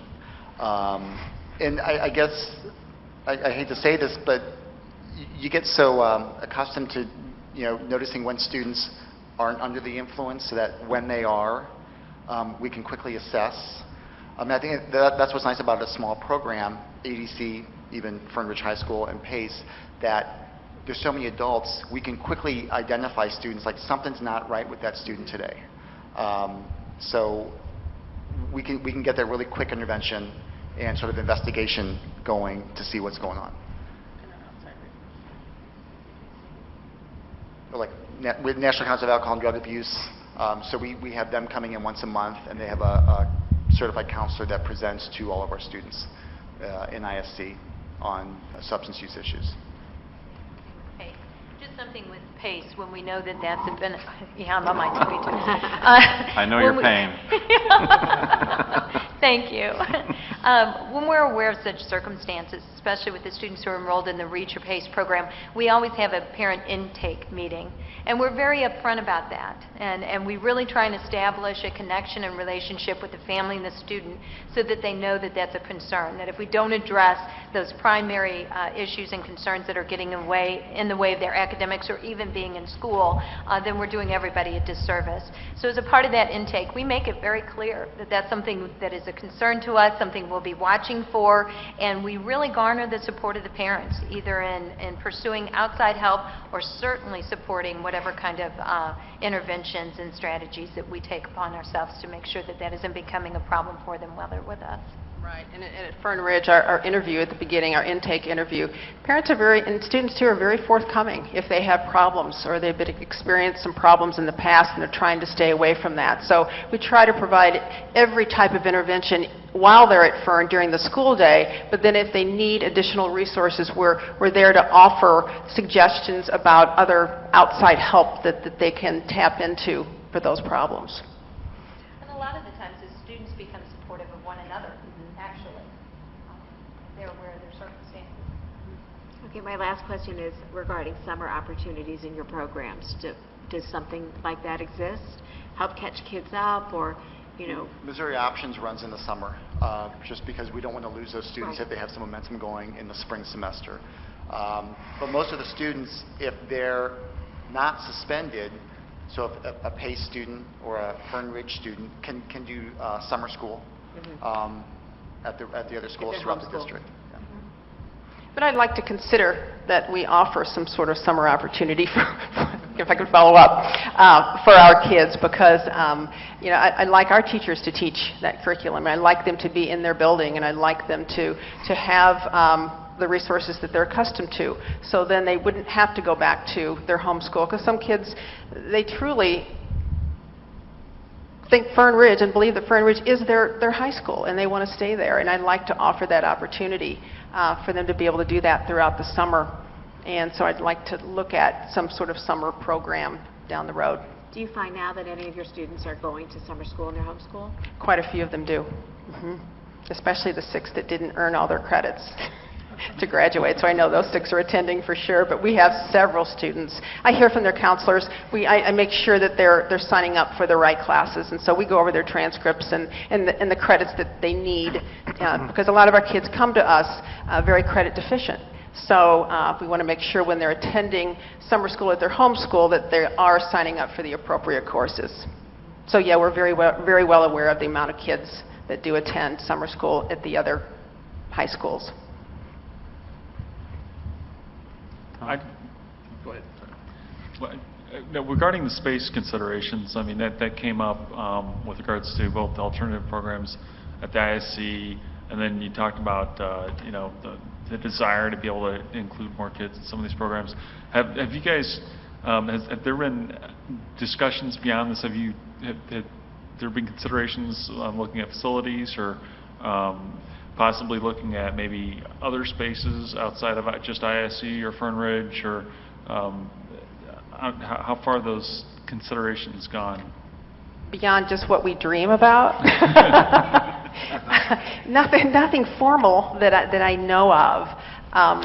We, of course, in our hopefully not our wildest dreams, but our dreams, we do think it'd be valuable for us to be together in some facility, if not for nothing but to share resources, valuable resources that we're now having to not just split, but 2 of everything. So it'd be nice if we were in one facility, so we could share the nurse, we could share a CRS, we could share other instructional support staff, and be able to utilize those, we think, a little more effectively and efficiently. Dr. Marty and I have talked about a facility master plan and the need for one. So this would certainly be included in that. That planning. Kind of where I was going with this. You know, if you have needs, you know, if they're the better identified they are, then the more they can be incorporated, something like that. Okay, thank you. Anyone else? Major?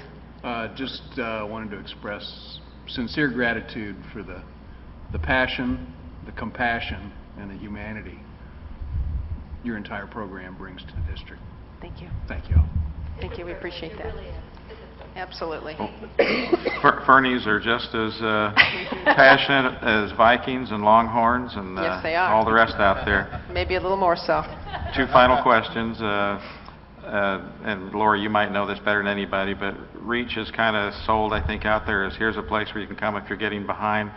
But I notice in there too, we also have people that have long-term suspensions, and that might to go to a place where it's not just because I need to learn, there's going to be people that have behavior problems there.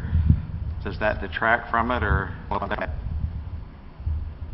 You know, we have to have conversations about that. We do. And sometimes we have families who inquire, you know, we do. And sometimes we have families who inquire, you know, explain to me a little bit more about this program. So we spend a lot of time on the telephone.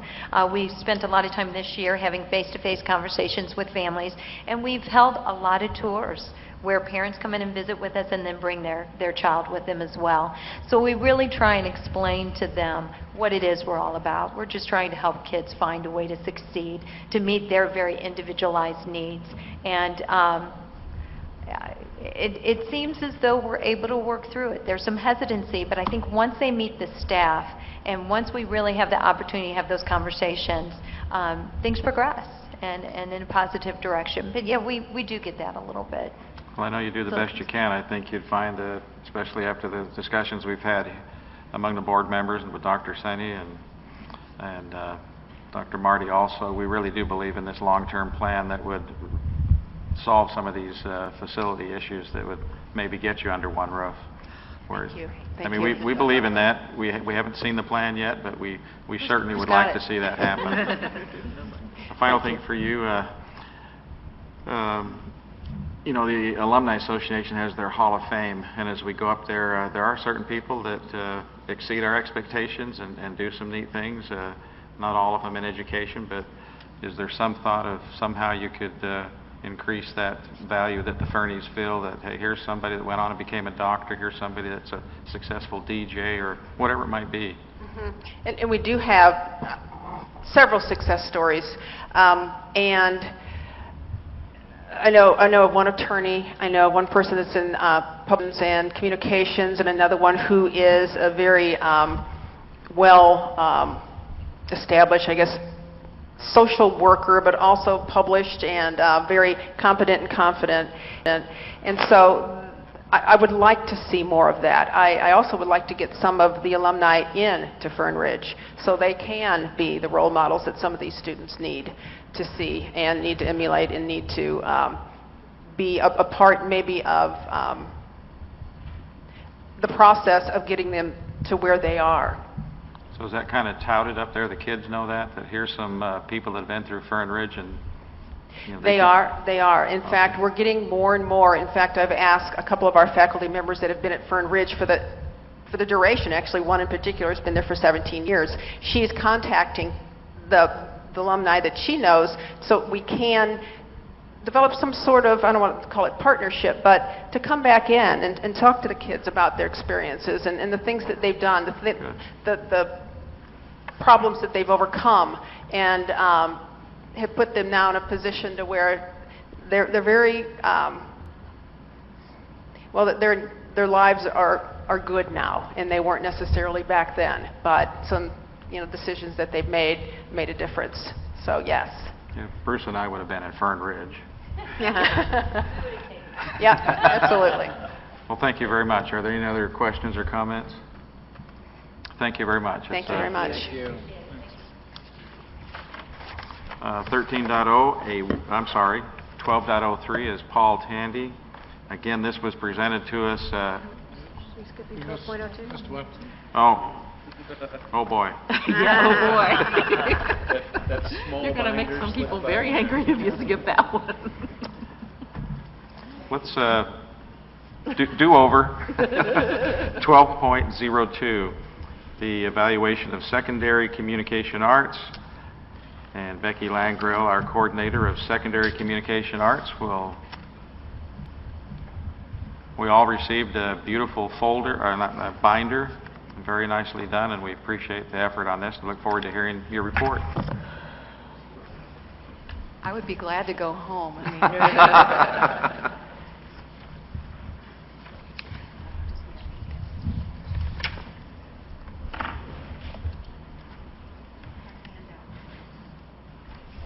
More handouts.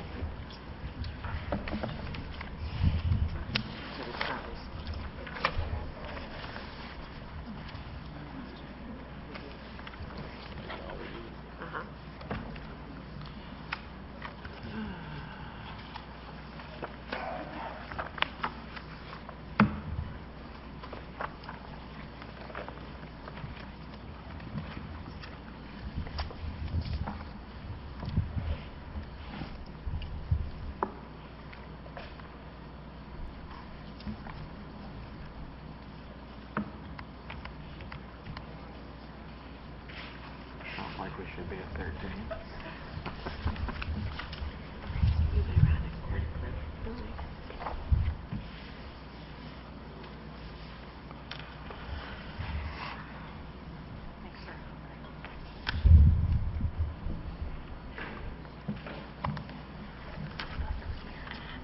we'll be good if these papers stay put. Good evening, President Jacob, Vice President Feldman, Dr. Senti, members of the board, Mrs. Kalanda. We are also pleased to welcome our new superintendent, Dr. Marty. Thank you for coming and expressing interest in our program. I can pull this down.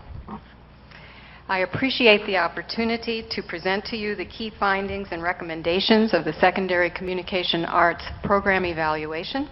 It has been a year-long endeavor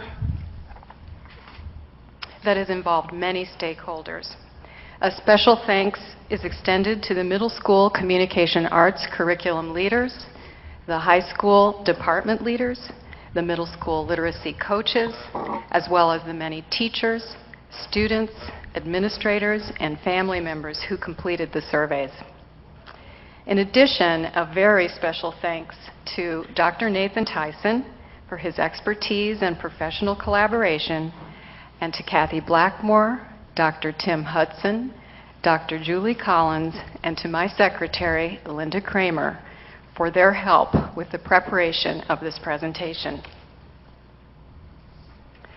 This evening, I will be sharing the context of the program evaluation, the process we followed, the findings and achievement and survey data, and some of the major recommendations for the next 5 years.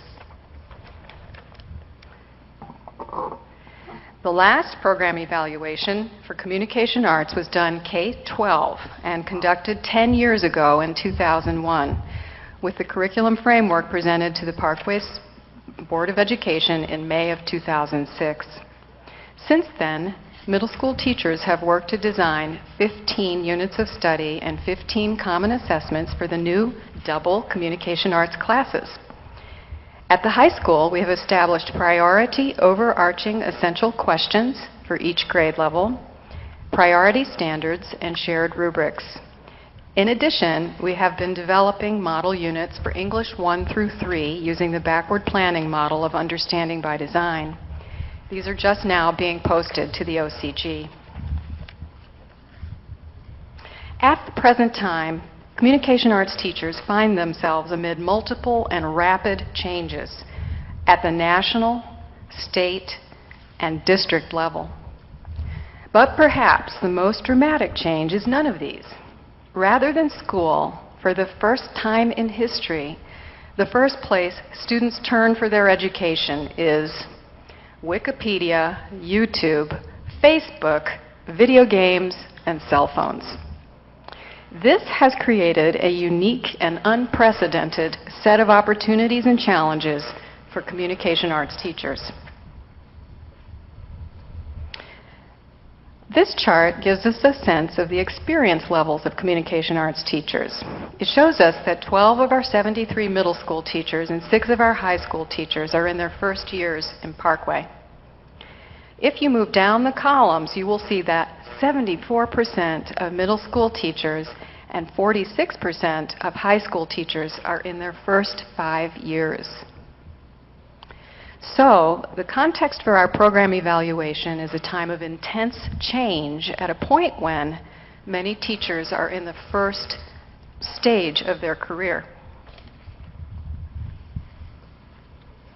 This evening's presentation is the culmination of a year-long process and is similar to that followed for the elementary program evaluation.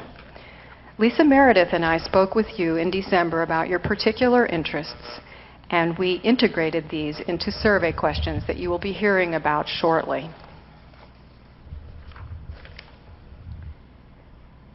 The Middle School Communication Arts program is comprised of the core program and its two supporting programs, the Literacy Coach program and the Reading Intervention program.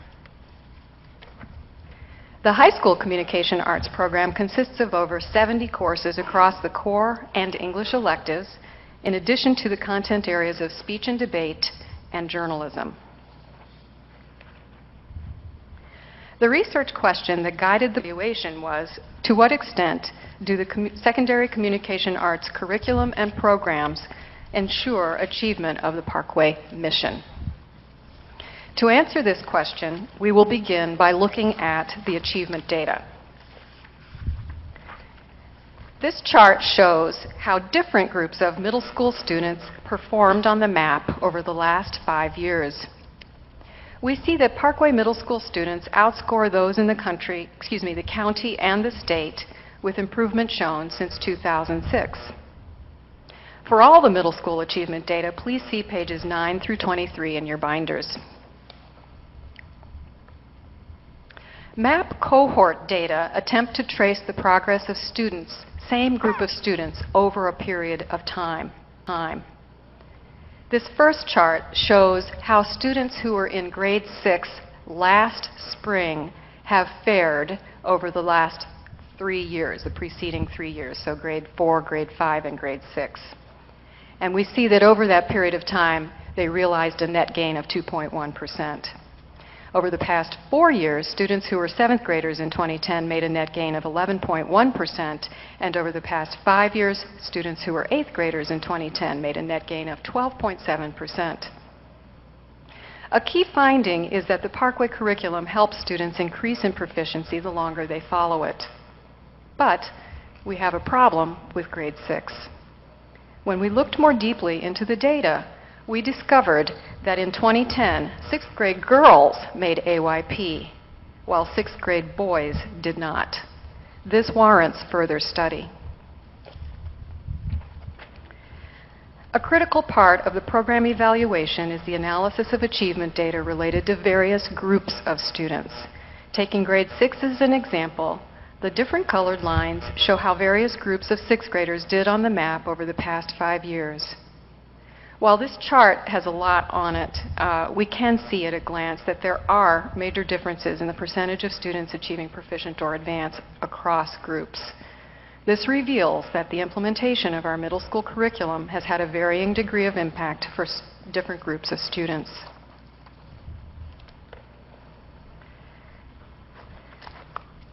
This slide shows us 4 years of results from the Explore, which is part of the ACT family of assessments, slide 8. This assessment lets us know if students are on track to be college ready. We see that while Parkway scores significantly better than the nation on the Explore, students nationally improved slightly over the past 4 years, while scores dropped by 1% in Parkway on both the reading and the English subtests. Echoing national trends, students perform better on the English subtest than they do the reading.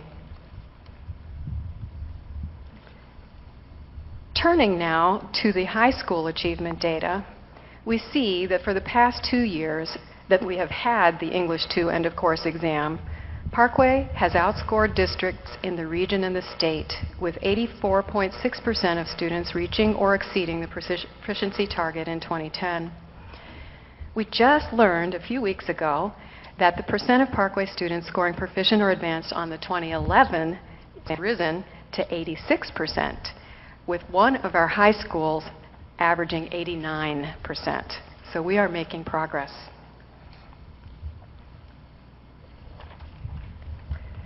This chart shows us the rate of achievement of various groups of 10th graders on the English 2 end of course exam.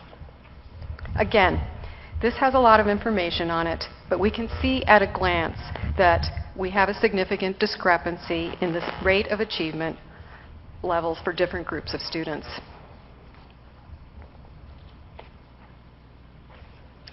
This slide shows us how students have performed on the PLAN test over the past 4 years. The PLAN, which students take in the fall of their 10th grade year, is another member of the ACT family of assessments and is designed to show if students are on track to be college ready. While Parkway 10th graders continue to outperform students nationally on the PLAN, we find that those reaching or exceeding the benchmark on the English subtest show only a slight gain over the past 4 years and a 9% drop in reading, again echoing a national trend. This chart gives us a picture of the academic achievement on the English subtest for the roughly 80% of Parkway seniors who took the ACT over the past 4 years.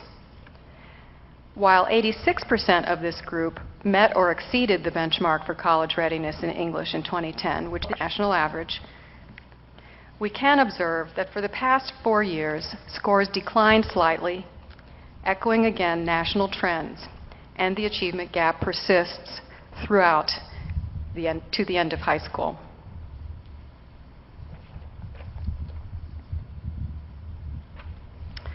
This chart shows the pattern of achievement on the reading subtest of the ACT.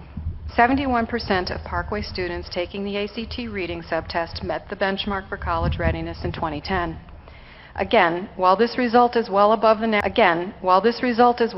national average, we notice a slight drop in scores over the past 4 years, again echoing national trends, and the gap persists among groups of students. Now we will turn to examine findings from our survey data. We found that in the area of mission and vision, teachers and students agree that the secondary communication arts curriculum enables students to understand that their ability and understanding can always improve. This is important for signaling to students that their teachers believe in their ability to learn and that students will have ongoing opportunities to improve. You can see the other areas that showed strong evidence of alignment of mission and vision among stakeholders' feedback. We also found concerns. Similar to the Parkway data collected last year that prompted the creation of the learning principles and additions to the 5-year strategic plan that you approved last month, we found gaps in alignment in mission and vision. Specifically, that the curriculum does not yet help students to act out of a strong sense of personal, civic, and social responsibility, respond to the challenges of an ever-changing world, pursue a personal direction based on understanding of their talents and interests, understand why they are learning what they are learning, and reflect, self-assess, and set rigorous goals. And you can see in parentheses the stakeholder groups that held those beliefs.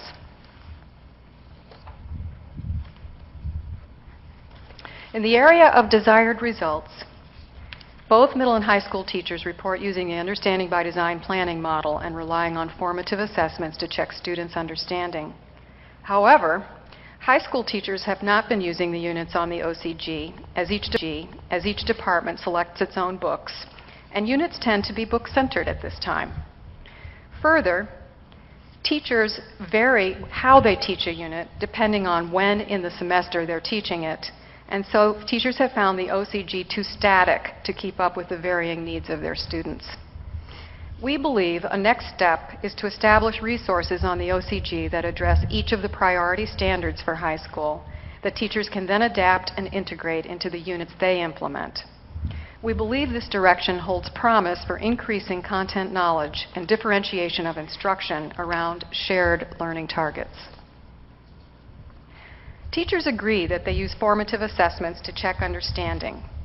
However, they feel that standardized test scores would be used more if the dates when data were available could be integrated into building and district agendas on a regular basis, so that more people were consistently reviewing the findings together.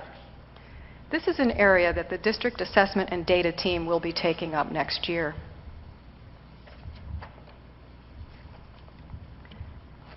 Instruction. Teachers report that the curriculum they deliver prompts students to think critically. We were surprised by the second finding until we dug deeper and realized that this question should have been worded differently for high school.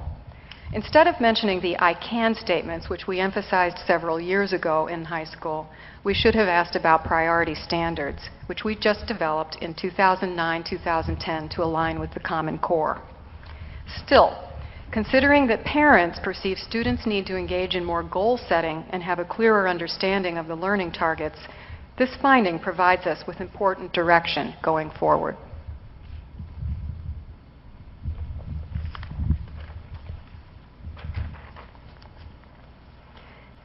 In the area of teachers, parents and students report that teachers do not communicate enough with them about what their students are learning in school, and that teachers do not show students enough how and where to publish their work for audiences outside of school.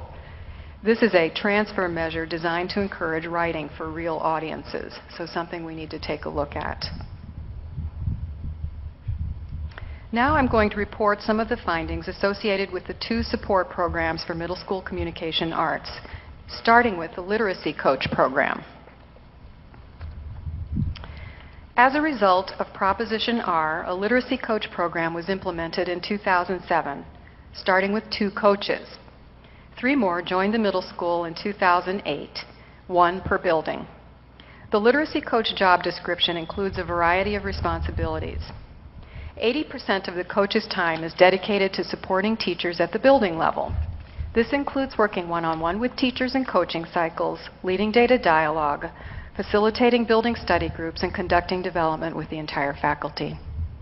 In addition, each coach spends 20% of her time contributing to district-level work, including facilitating the design and revision of curriculum and assessments.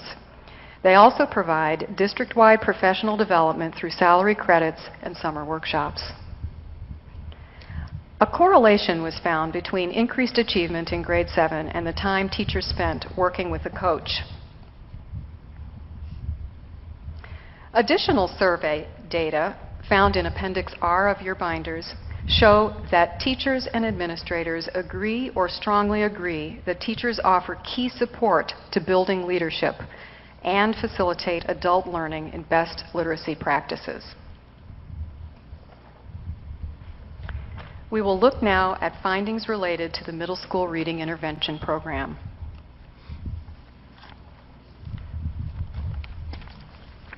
Middle school reading intervention is comprised of 2 classes: Reading Strategies 1 for students reading more than 2 years below grade level, and Reading Strategies 2 for students reading 1.5 to 2 years below.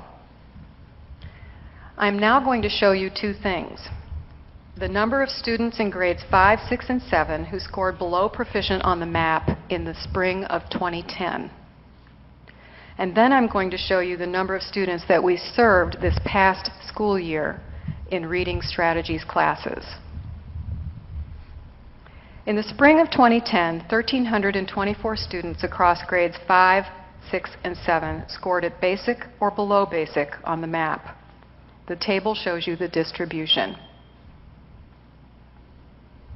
In the 2010-2011 school year, we served 267 students in Reading Strategies classes. About 20% of our middle school students have IEPs, so some were helped in special education settings, in addition to this 267.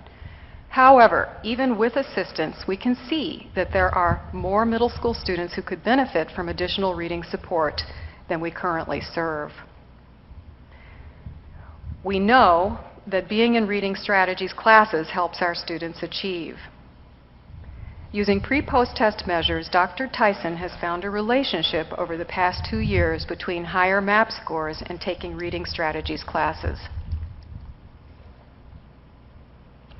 We turn now to questions you expressed interest in at our planning session in December.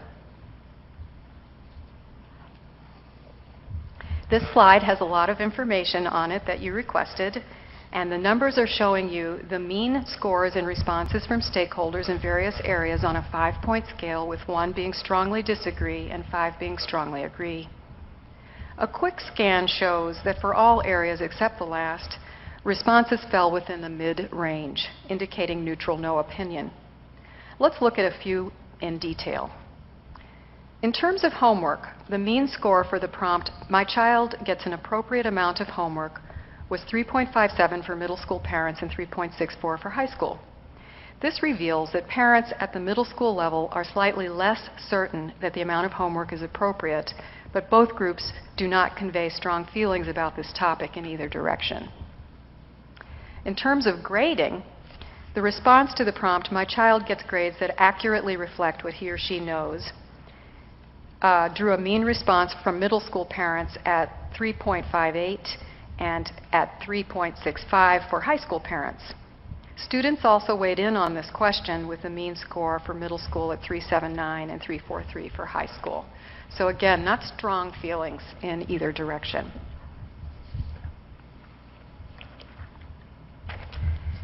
We turn now to recommendations for the next 5 years. Many of our results for both achievement and the survey data are concerning. Because of the delay in our presentation to you, I have had an opportunity to talk with teachers and administrators about the results. Feedback underscores that our largely inexperienced teaching staff feels overwhelmed with the volume and pace of change around them, but that the evaluation has done its work, which is to highlight this current reality. In order to ensure the secondary communication arts program supports the Parkway mission and vision, next steps include recommendations in the following 4 categories: curriculum, assessment, instruction, and stakeholders. Many of these recommendations parallel those found in the elementary program evaluation, so I will not elaborate on them here. I would, though, like to highlight 3 goals that do not.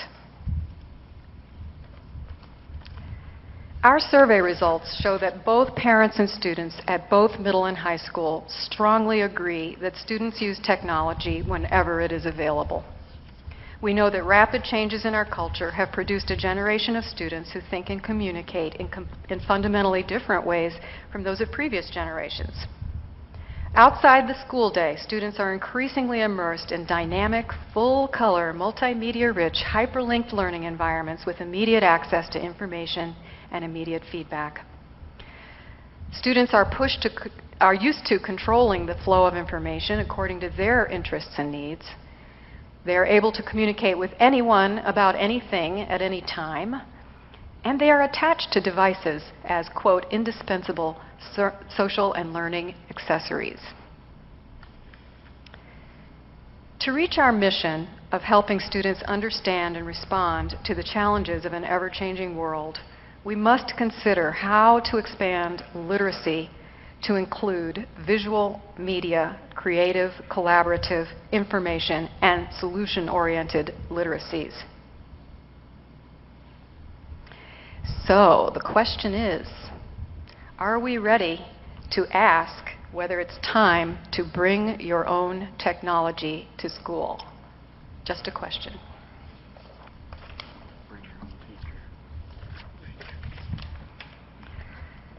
A second recommendation has to do with communication.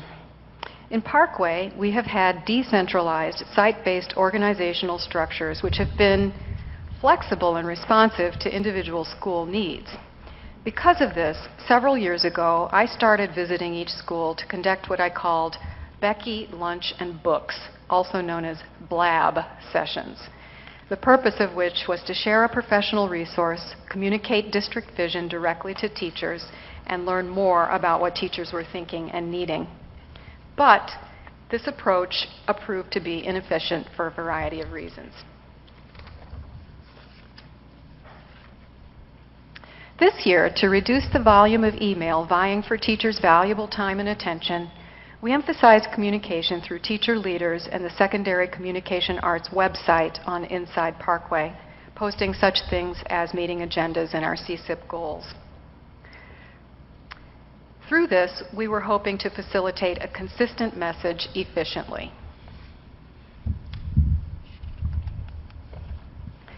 Here's what our meeting notes look like for our high school department leader meetings, and these agendas and notes were shared with teacher leaders, literacy coaches, and assistant principals in charge of supervising communication arts in their buildings. They were also posted here for anyone to view. Here we have posted the CSIP goals for district communication arts for all the world to see.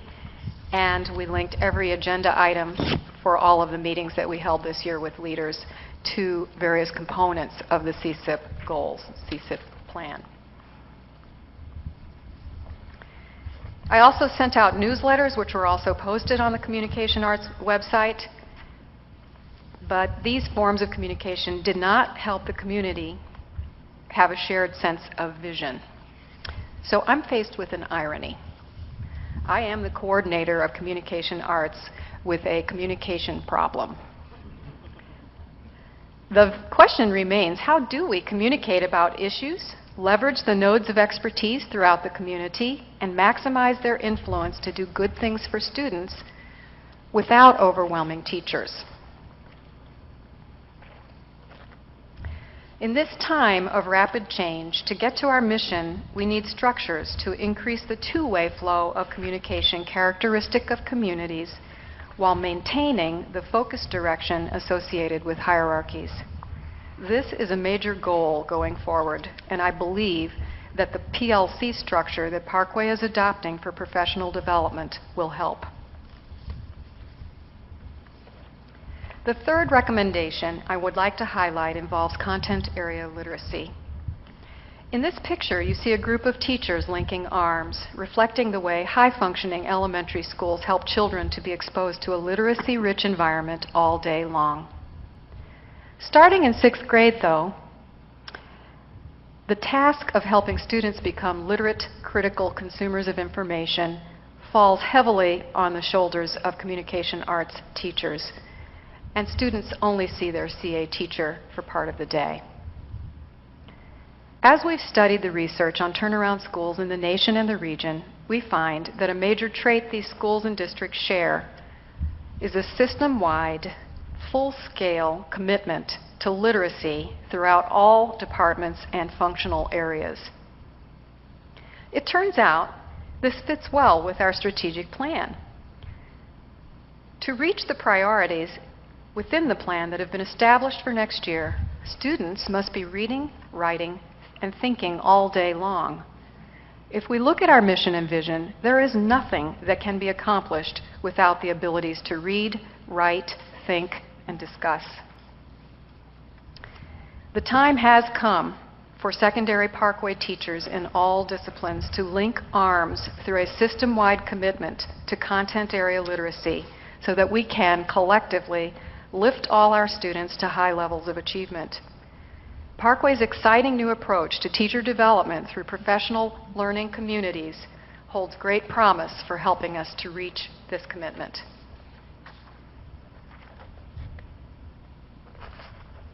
I will return in December of 2011 to present a curriculum framework which will include department statements linking our work to the mission, vision, and learning principles, curriculum standards including outcomes assessments and sample lessons.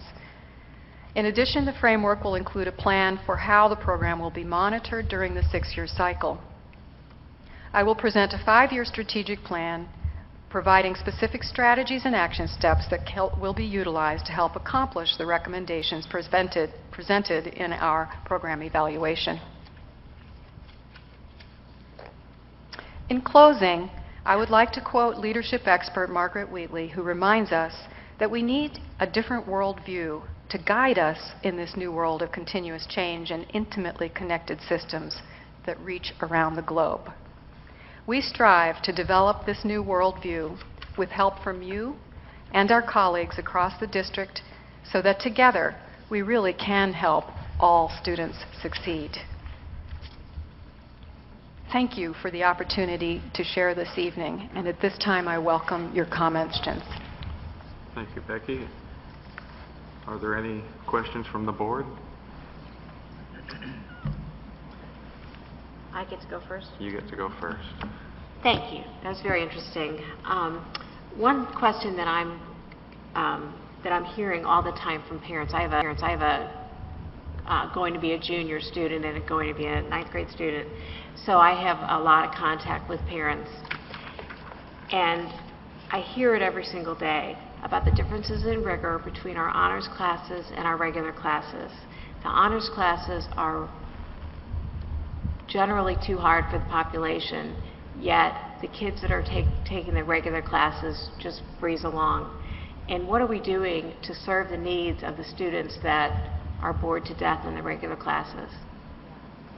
We are really aware of the fact that we need to enrich and make more robust our regular curriculum. And I think this move that I mentioned in terms of getting differentiation and rich content knowledge embedded material on the OCG for people to weave into what they're working with students on is going to help.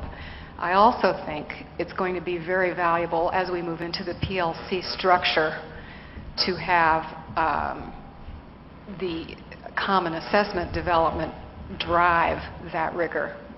In the high school that I mentioned, where we saw an 89% achievement rate on the English 2 end of course exam, that high school has been engaging in PLC work for the last 3 years, and their students are thriving because their teachers are very intentional about offering a pre-assessment, a benchmark assessment, and a summative assessment, formative and then summative assessment, so that they can trace growth according to particular targets and strategy targets, so the kids can manifest change. And what we, I think, aren't doing enough of right now is really noticing what's happening from week to week, month to month, as far as learning valued targets. I think we do need to be clearer with kids about here's what we're learning, here's why we're learning it, and then we need to help kids be clearer about what progress they are making.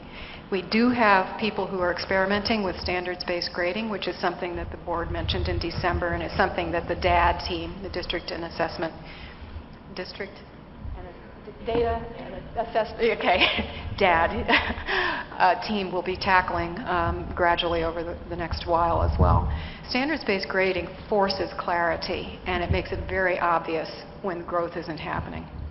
One suggestion I have as a parent who has been through little snippets of standards-based grading over the last couple of years with both of my kids is that parents don't have any understanding at all of what you're doing.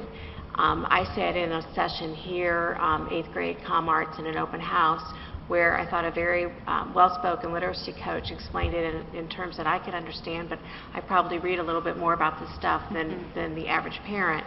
And the parents in the room were not only just befuddled by what this woman said, they got mad. They didn't understand at all the difference between the formative and the summative, and they really didn't grasp the concept at all. And that was just, from 20 or 30 parents sitting in a room. So I can imagine that it would have a tendency to grow as the standards-based grading has grown. My other was at Central High School when a freshman English teacher didn't really use the terms formative or summative, and at that time I had never really heard anything about this kind of grading, and we were all befuddled completely. And it wasn't until 2 years later when I really started reading about it myself and learning about it outside the context of being a parent did I understand, oh yeah, 2 years ago that's what that teacher was trying to explain to me. Yeah. And I think that if you get the support of the parents to help push this kind of learning, and you get people on board to understand that the grading has to do with what my student has learned and what they have mastered versus, getting their assignments in on time and having it neat and, sitting straight in their chair, and just things that really don't have anything to do with the transfer of knowledge. And they really don't have anything to do with what our mission is and what you're trying to accomplish. So I guess one of my questions for you is, where are we headed with standards-based grading? And once a group of comm arts teachers goes through and they establish what the standards are, like I know the group here on one of the 8th grade teams worked last summer very hard on establishing standards for their whole year. What do we do with that information? Is it, just for those teachers? Do we share it? Are we reinventing the wheel team by team and class by class throughout the district? We're in the pioneering stages of standards-based grading, and it's kind of popping up, you know, in a grassroots kind of way, but it is definitely on the docket for us to discuss. I'm going to cede control over to my boss and see what she would like to say. I think what I want to bring your attention to, Beth, if I may, is remember your question was the difference between rigor and regular and honor. So I want to take you back there. Yeah. And notice how you went and Becky went to pre and post assessment. So it really wouldn't matter if we were really, what do you know, what do you already know, and then doing something differently. Imagine, again, a regular classroom and a pre-assessment, and the student gets 100%. Right. You don't keep doing that. Right. So I wanted you to notice where you both, by the way, ended up about the question of transfer and rigor. So to answer your question, the district assessment team, along with our progress monitoring team, will look at what's formerly known as standards-based grading. And our interim, almost former superintendent, may I say, and I disagree on this. So, and that's why we need a team to study it. And I do understand Don's point of view that to do standards-based grading, it is so very different than the way you all were brought up, the way I was brought up. It is a huge change. We just received a letter from a parent whose child did have two teachers, one at South Middle and one at South High, used this, and it was thanking us because it became about learning, not about getting your homework in, because you can get your homework in and still not learn the material. Don's argument is you cannot do this in pockets, that you have to do standards-based grading district-wide. I disagree with that. I can't believe I'm standing here having this argument with myself. I'm going to go in and tell you. Because we have so many districts that have tried it, and our esteemed assessment coordinator came from one who made it more of a mandate district-wide, and it's too big of a change. So right now what we're asking, and I'm so glad Jason's here from Central High, we have teachers who believe in it, buy into it, are passionate about it. Our algebra team, Tim could speak to it, are headed in that direction, but it takes a lot of development, a lot of learning, and I don't think district-wide we are ready for this. And so I think we just have to be thoughtful as we move ahead, and that's why we need a team of people looking and thinking about how we move forward. When in the 8th grade here, when the literacy coach showed the parents all of the standards for the whole year long, it was mind-boggling how these teachers had come together over summer and written all this material. I couldn't believe that they did that. And I can imagine that it might take years for some of the more complex curricula to get it all on paper. And Chris, your question earlier, and I didn't leap up here when Liz was up here, of why we haven't done professional learning communities yet. We didn't have a guaranteed curriculum. They don't work without it. We didn't have common assessments. PLCs, true PLCs, don't work without these characteristics and components. And I would argue without priority standards that we're in agreement about as English 2 teachers, then you're not ready to even think about standards-based grading. So there are pieces that have to come together. Standards-based grading isn't the first thing. Right. You heard Becky say her teachers are using priority standards. See, that has to happen. Then that common assessment, then that collaboration of teachers, and then that education of parents.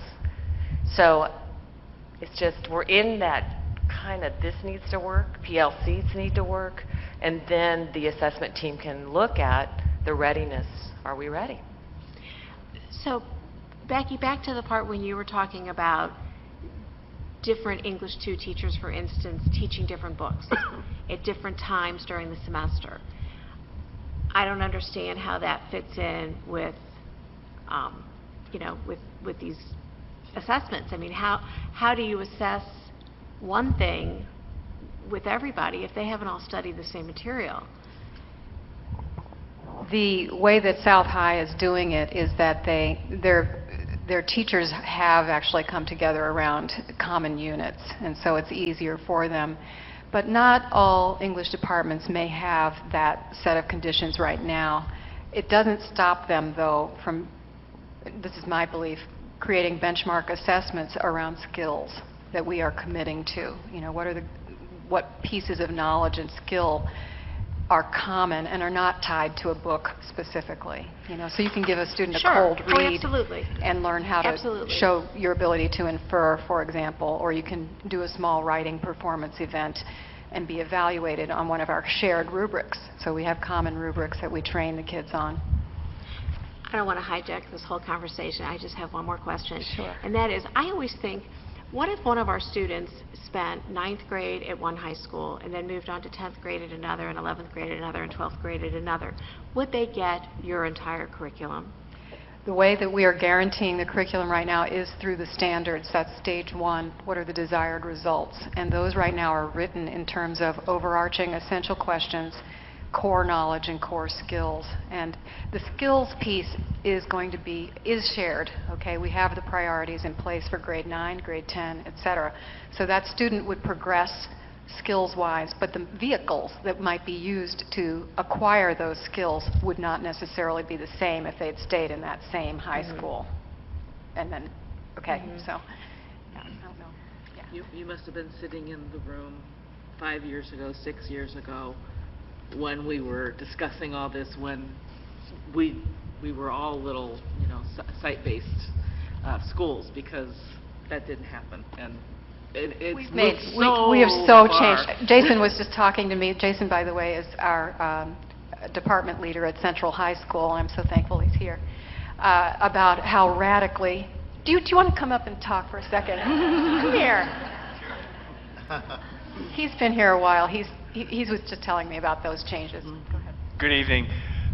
One of the things that we were talking about earlier, just in this is going to be my 7th year in the district at Central High, and it's as Becky said, it's radically changed. It looks nothing. The Comm Arts program looks nothing like it did 7 years ago. From the UBD, from focusing on data, from just coming up with EQs and the Common Core State Standards. So. There's been a lot of flux. I mean, I think part of the data that was shown on in the summary there,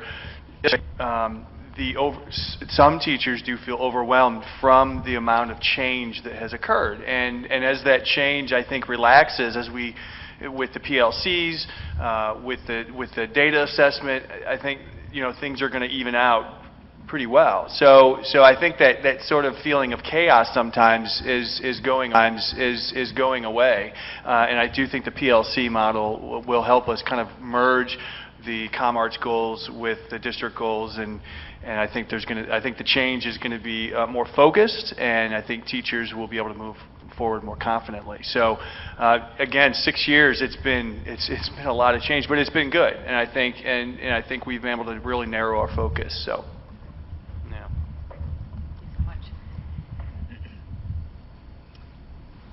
Do you think the curriculum frameworks will standardize the program more specifically as time goes on? I think in concert with the PLC movement, we're going to see a more greater commitment, a greater shared commitment among teachers. And I do see that there will be cross-collaboration across buildings to help bring that together. It's starting right now. West High has pulled together the entitlements, is what they're calling it, for how many pieces of writing, what kinds of writing. We haven't gotten to that level yet of specificity with it, but their department leaders shared with Jason and the other department leaders, and I know that the schools are taking that in, and they are looking at how can we make this work in our context. So I see movement forward toward that. Great. Yeah. In reference to writing, how much time is devoted to conferencing individually with students? It depends on the level. At middle school, far more, because of the double literacy block and the focus on reading and writing workshop as the curricular model that they're using, the instructional delivery model that they emphasize. High school struggles. I won't lie. I probably get requests every year since I've been in this job to request to plead with you about getting a conferenced English like Clayton High School has, where we have 4 classes where we teach and 1 class where we confer. So Dr. Senti is nodding. 3 classes. Oh my gosh. 3. Don't say that. I know it's not in public. What but is the average class size in high school in English? Well, thanks to Prop Bar, in 2007 we were able to lower all of our English 1 classrooms to about 20. They're capped at 20. That's not the case as they grow, and it depends obviously on what the class is. If it's a core English class, it'll have a higher enrollment. 24, 26. I myself have taught classes as high as 27, 28.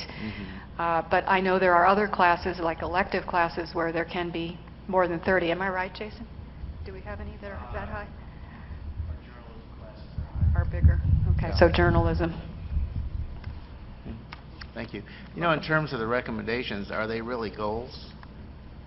Yes, they really are. Okay. Yeah. Great, thanks. Yeah. Other questions? Helen? I'm going to switch gears just a little bit.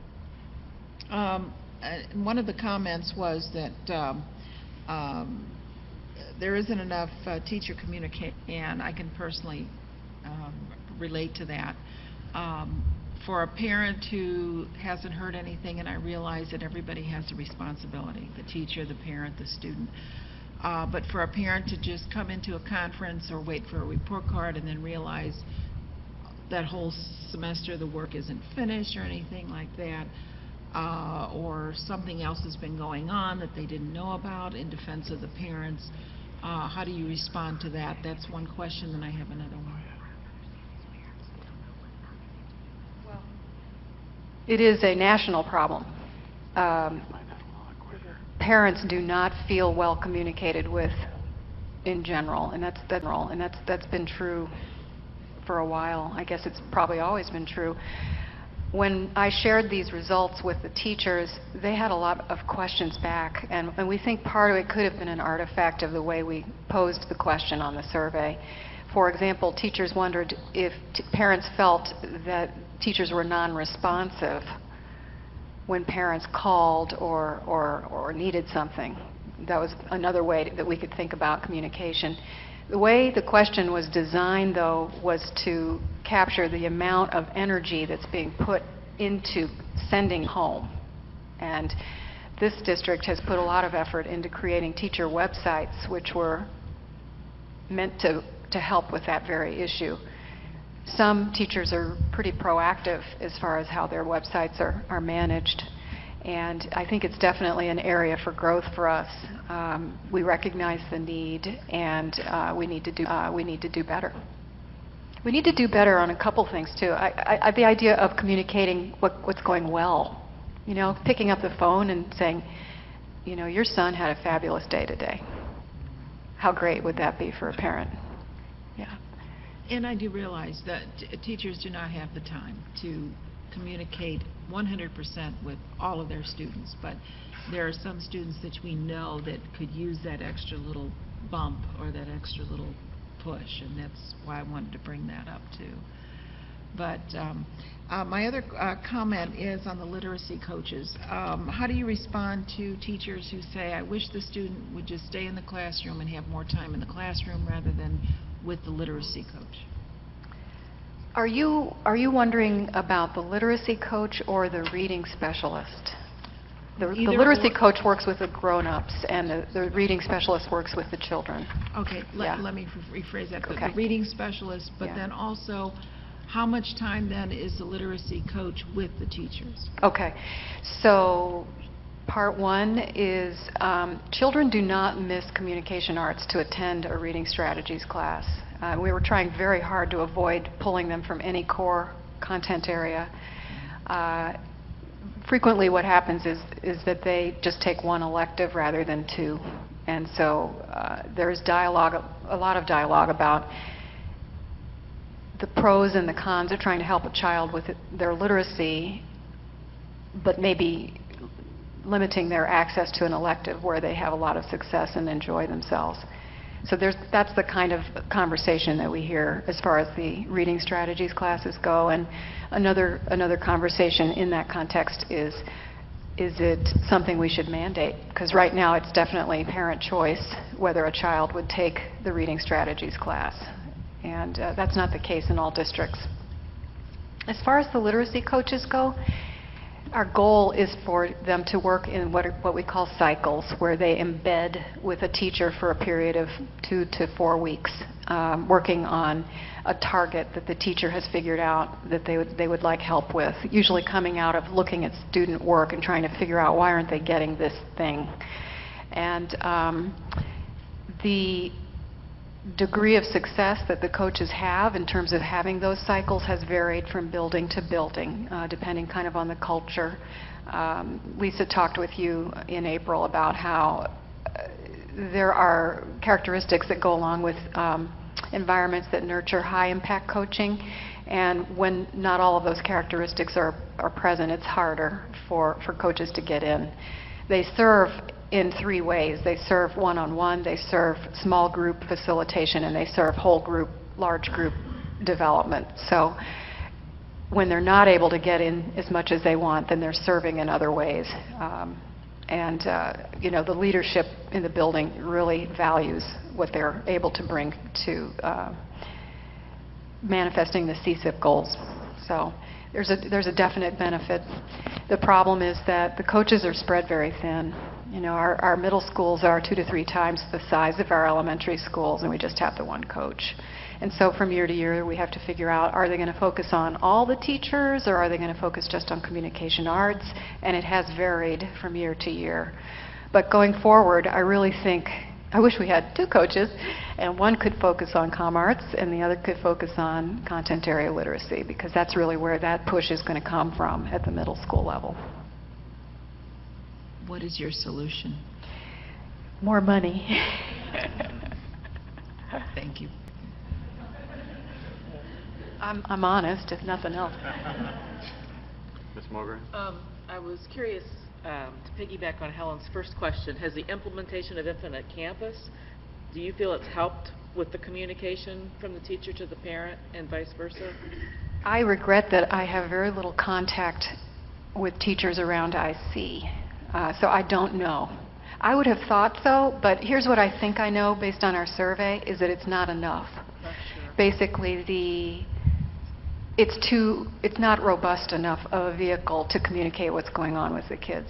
And it really does rely on how promptly people update the grades. I know there are guidelines. And how often the parent looks. And how, yeah, both I guess are ever. true. Yeah, that's fair.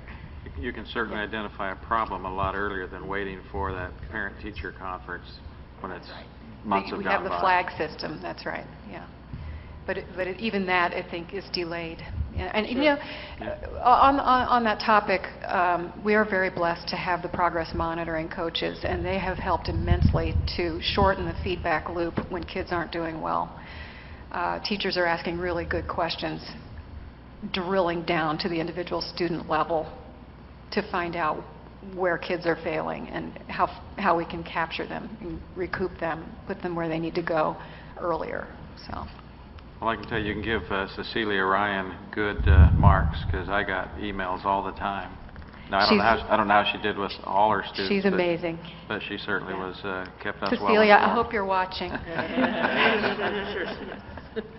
Other comments or questions for Becky? Mr. Major? I guess I'm, in reading your executive summary here, I'm inclined to reinforce success. And you had a fair amount on the freshman literacy project from the, 06 to, or 07 to 09 time frame. I guess, was Jason involved in that, or? I'd appreciate a little perspective on that, and it sounds an awful lot like PLCs, but I don't know. It was an early version. It's exactly what it was. It was an opportunity to take some of that Prop R money and do some smart things, I thought, and others thought so too. Bottom line, we realized that lowering class sizes in English was not going to be enough to change our outcomes. We had to also alter practice. And so that first summer, we had 2 teachers from each of the 4 high schools who would be English 1 FLP teachers, and we trained them for 8 days, heavy, heavy duty training. And they went and we created common assessments. This was, 3 years ago, 3 or 4, 07, 08.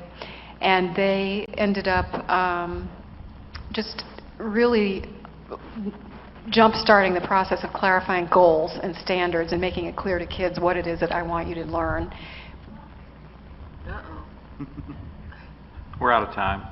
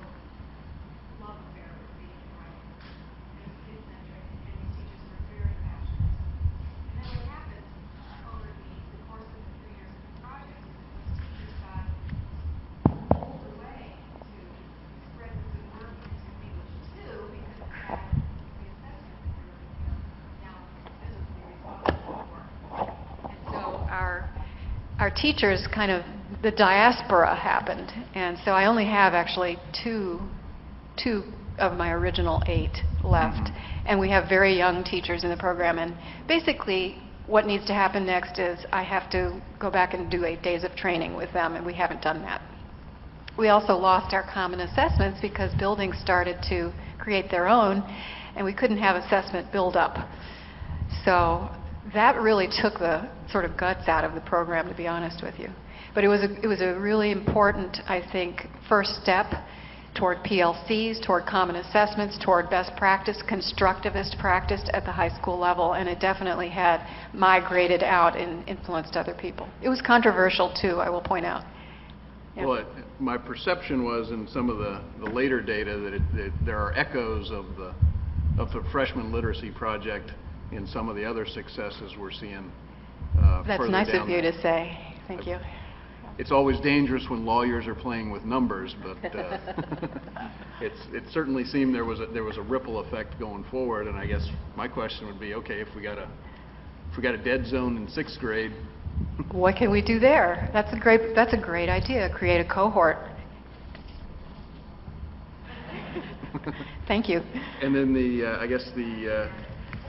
some of the other numbers that jumped out at me were from the plan reading, and as far as I guess we're real good at fiction around here, but Sandy, Toby. We have something. I don't want this to be all what's going on in the other content areas. We learned something about the plan, and I want to acknowledge West High leadership and their progress monitor for unpacking this for us. They have found that our kids don't finish the plan. They have a consistent pattern of petering out over the last 8 questions or so.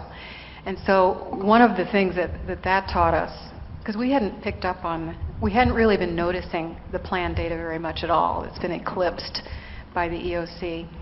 What we found is that our kids lack test stamina. And I believe they also need some help with reading more efficiently. So we loved finding that out because that's fixable. That's readily addressable. So was this cherry-picking questions? Is that what was going on with the... No, it was that they were struggling through, a kid's grade... No, I'm talking about the results where we got, 66% in prose fiction and 49%. Yeah, I think they petered out on those questions because the way that's set up is you have at the 10th grade level you have 3 separate readings, and so they probably made it through the first 1.5 to 2. And are those sequential in the test, or does the taker get to pick and choose which? They are sequential in the test. Yeah, I mean I think you can move back and forth among the sections, but they happen in a line. So, okay. Yeah. So this is not necessarily just a curriculum. Well, I think it could be both. I don't mean to abdicate responsibility on that piece at all. I think we need more help with nonfiction reading. I do, and I think, there's work to be done. That's why that content area literacy recommendation was featured.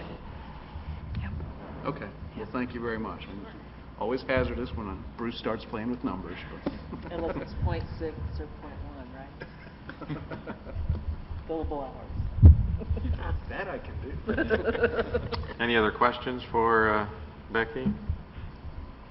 Well, I think, Becky, we would say one of the healthy things we're doing in Parkway is we're looking at ourselves, and it's actually a good thing when we tell ourselves that we need to do more and we need to do better, and you've indicated that. We've come a long ways, as Dee's indicated, from where we were 5 or 6 years ago. So we thank you for that effort and for staying on task and not petering out on those final things that we need to do. And we know it's not been easy. And it's been very difficult. Change is difficult, and this kind of change even more so. Thank you so very much. Thank you for your time this evening. Thank you, too. Thank you. Thanks to all of you.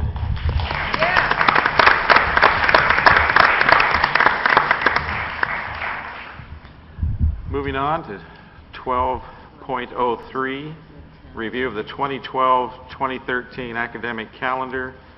Paul Tandy. Good evening. Well, I know we looked at the calendar in June, early June, and so what you have in front of you is that calendar. I will just talk you through the main components of it and see what questions you have. Again, this is for 12-13, and 2 years ago, you all had the foresight to hold off because you knew through Project Parkway and other things that there might be changes coming, and PLCs was one of those. And so it has worked out well as we were working to develop 12-13 calendar to integrate then the PLC concept in there. So that is in this draft in front of you. The proposed 12-13 calendar has 180 student contact days. Now that's up 2 from the current year. We have 178 in this year, and then the 11-12 calendar has 177. So because of the PLCs, one of the benefits of that is you do increase your student contact days because you're not having the full PD days out of the kids out of the building. You just have a couple of hours. So, and the semesters are very balanced. You'll notice we have 89 days in the first semester and 91 in the second. The calendar, first day of school begins on this August 14th. Then you have the normal breaks for Thanksgiving, and the winter break is 8 days. And then you have, of course, spring break. And then we get out before Memorial Day. That's been traditionally when we try to get out. The ovals on the proposed calendar, those are the PLC days. You'll notice they are essentially the first Wednesday in September. Do not have one in January, but on every other month except for August and January you have a PLC day, 2-hour delayed start. And Ms. Mogerman had asked at the last meeting if we could move the start date back. We looked into the hours. You could do for sure one. If you did 2 days, if you pushed it 2 days back, you would have exactly the right number of minutes. So in talking with Connie, we typically don't like to cut it that close. So, but you could do one. If you did push it back 1 day, then essentially the new teacher orientation, teacher workshops, all would just push to the right 1 day. And then it would, at the end of the year, you have to make up the 1 day for the teacher 191 contract days. So what you would do at the end of the year is if you had no snow days at all, then the last day for teachers would be May 24th. And then if you had more than one or more, it would push it, their last day would be pushed to the Tuesday after the holiday in May, Memorial Day, if you wanted to do that. But we wouldn't recommend going 2 days just because it's cutting it so close. We wouldn't want to do that. So with that, any, yes, Beth? How do you plan to communicate the reason that students will not be missing any instructional time? I think you've explained it to me, but I think we've heard through a lot of different things tonight that our parents need more information to bring them on board and have them get behind something. Right. And What are your plans for that? Well, I guess my initial thought is that this is the 12-13 calendar, so I don't want to try to educate parents this September about something that's occurring a year later. Right. But I think clearly before the beginning of the school year, my feeling would be you'd send a Q&A home to every parent. You would include articles in all the newsletters, the principal's newsletters and the district newsletters to explain the concept, and then make sure that the building principals and leaders in the buildings are having those conversations with their parents probably prior to the beginning of the school year, maybe at the end of the year prior, so they know what's coming up in the fall and why.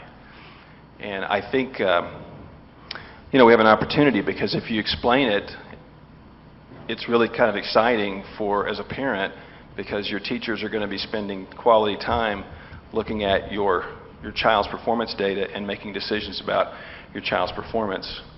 And it's a different approach. Your communication would start probably in the spring prior to it being rolled out, but I wouldn't probably start trying to do that this fall. So are you going to send any kind of blast that we're considering this calendar? I mean, right now? Any kind of blast to the parents saying that we're looking at the PLC concept? Or to advertise this calendar that we're going to be voting on at next meeting? Because I think in past years we've done that, haven't we? Or am I making that up? It's late.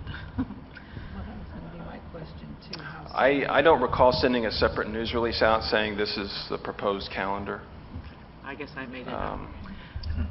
Is it on the website? But we could do that. Is it on the website? Yes, this is beyond it's been on there. Well, if we do that, we'll need to do the education of PLCs way earlier. Yeah. That ought to happen first. Send it out right now. Could you thinking that this is the upcoming calendar? Yeah. I guess my thinking on that was we were not going to be trying to educate the community on PLCs until next spring. But I think we will have to be prepared, because it is a change. Yeah. When we went from half-day professional development today, half-day release, to full-day release, and now this, we just know that there are going to be maybe some pushback, maybe some more positive comments, I don't know. But we just need to be prepared for that. But I guess it'll be a year from now. So. Well, the most important thing is for parents to be able to prepare for it and know in advance that the first Wednesday of the month, that's going to happen. Well, right. Two most important things, and we went through this in Clayton, is that the parents need to know that there's no less instructional time. Right. There's actually more contact days. This is not professional development during the school time. This is looking at student work, which is much different. And we need to stick to that, kind of police that once we start it. It just can't turn into faculty meetings during We're a 3-day weekend, so we like to go out of town. Well, or that 8 mornings a year, the kids will be coming to school later. Now, what this turned out to be in Clayton is a wonderful way to schedule orthodontist appointments way ahead, doctor's appointments and so forth, because it's on the calendar way ahead. Well, I think it's a great change myself. And I applaud you for taking this on. Well, we do have a Q&A that we've drafted. We just hadn't planned, and I'll talk to Kathy's folks about how best to do that and when to do it. But it would need to be a very concerted, prescripted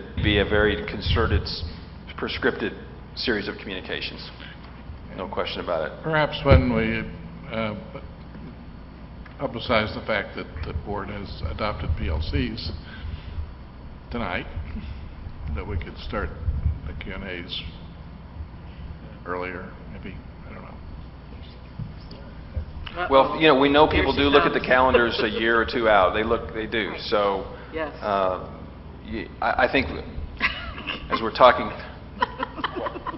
she wants to come up. Yes, she does. Here, come on up, Kathy.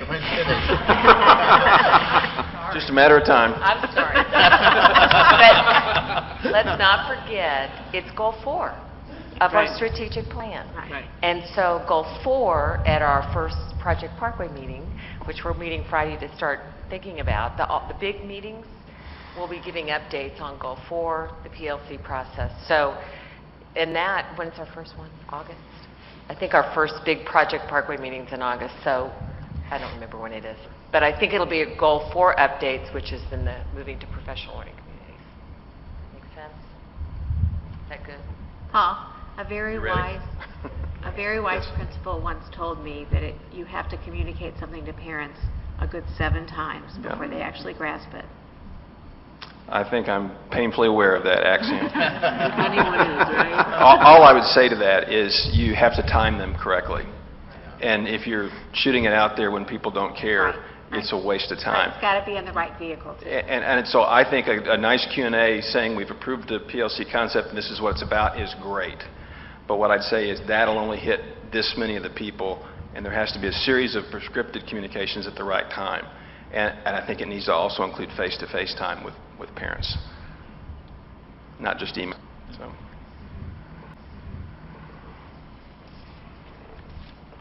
I, for one, would like you to consider maybe moving one day. I just know parents like that one more day of summer. But I wouldn't want to go 2. I don't know how the rest of the board feels. It just seems we keep creeping back. I know. And Beth knows. Didn't we start on the 17th this year? Did we? Well, we usually start on a Thursday. We have started, and you know, this is just my first year, but I've always watched it from afar, and we have started as early as 13, 14 August before. It kind of depends on how August falls. If you look at the, it's just kind of how that works, but we for sure could do. Kind of look at some of the surrounding districts too, see what, if they're starting on the 15th, then we might as well, or 14th, whatever it is. Yeah, it's all in, it's right around that 14, 15, 16 is, I don't know, there may be some starting on the 13th, I can't remember now, but we did look at that. Okay. And it wasn't, I guess it wasn't atypical is what I would say, but for sure we could go to the 15th. What you would do is your new teacher orientation would start on a Friday, on the 3rd. One day, Yeah, Kathy doesn't like that. that's one. Having the teachers come in for just one day a week is not a good idea. I'm flexible. That'd be the only, I mean, that'd be the thing there is you would just start, you'd go, you know, Friday, Monday, Tuesday, Wednesday. And then teacher workshops would be 9, 10, 11, or 9, 10, 13, excuse me. And 14 would be your prep day, getting the classes ready, and then you'd start 15th. And the only other change then would just be the last day for teachers would be the 20, if you had 0 snow days, would be the 24th instead of the 23rd. If you look at that little box in the lower right-hand corner, currently if it's 0 snow days, it'd be May 23rd. That would actually be May 24th if there were 0 snow days. And then if there were 1 or more, then that would be pushed to the 28th, May 28th. If it's all worked out right now, I don't think we need to upset the apple cart. We did look, I can't remember who, but we were not the only one starting on the 14th. Okay. I agree with you. It feels early. Anything before the 15th or so just sort of feels sort of like that $1.99 versus $2 thing. But any other questions? Okay. Paul, thank you very much. Thank you. Wes, are you awake? Policy review 1401. DBKA.BP, financial management, fund balance reporting. Do we have any questions for Wes on this following the GASB reporting? This is just a requirement. There's a new Government Accounting Standards Board 54 that takes effect at the end of this school year that we have to report fund balances in a certain way, and this just puts the board policy in place that we need to do to make that happen. It's a complement to it, and it doesn't take the place of our minimum requirements that we already have for our end of the year fund balances. Okay. Any questions? Bruce? Just on the order of spending, is that a change in There's some, when you get the annual report, you will see that it'll be a little different. I mean, it will show that it's committed. I mean, there's a certain order that you would have for the end of the year fund balance, and it will show it not only by your general fund, your teacher's fund, those type of things, but it will also show it whether those funds are committed, whether they're free. I mean, there's a specific order in which they will do. The auditors, which are here are actually here from Wednesday to Friday, and then it'll come back in August. We'll work with them and then actually put the appropriate funds, the amounts that will be in that order, and you will see it in wherever we place it in the annual report. But it doesn't change the way we operate? Not at all. Not at all. It's just it's something that they're requiring. They think, I mean, always in theory when they bring these new standards out, it'll help make it easier for readers to understand where the funds are. Yeah. Okay. If there are no other questions, then this policy will be moved to the August 10th, 2011 board agenda for approval. Thank you, Wes. 15.0, call for a special meeting, none. 16.0, call for executive session, August 10th, 2011. I would ask for a motion and a second that the Board of Education call for an executive session on Wednesday, August 10th, 2011 at 6:30 p.m. and or immediately following the regular meeting at Central Middle School for the purpose of considering 1, legal actions, causes of action or litigation involving the district, and any confidential or privileged communication between the district or its representatives and its attorneys, 610.021.1. 2, hiring, firing, disciplining, or promoting of particular employees by the district when personal information about that employee is discussed or recorded, 610.021.3. 3, individually identifiable personnel records, performance ratings, and records pertaining to employees or applicants for employment, 610.021.13. So moved. Second? Roll call, Ms. Calenda? Mr. Applebaum? Yes. Mrs. Castillo? Yes. Mrs. Feldman? Yes. Mr. Major? Yes. Mrs. Mogerman? Yes. Dr. Seussino? Yes. Mr. Jacob? Yes. Motion carries 7-0. 17.0, recess. I guess we can go to 19, can't we? Can I have a motion and a second to adjourn the regular meeting? All in favor? Aye. So moved. Second? All in Aye. favor? The weight's down here. Aye. Aye.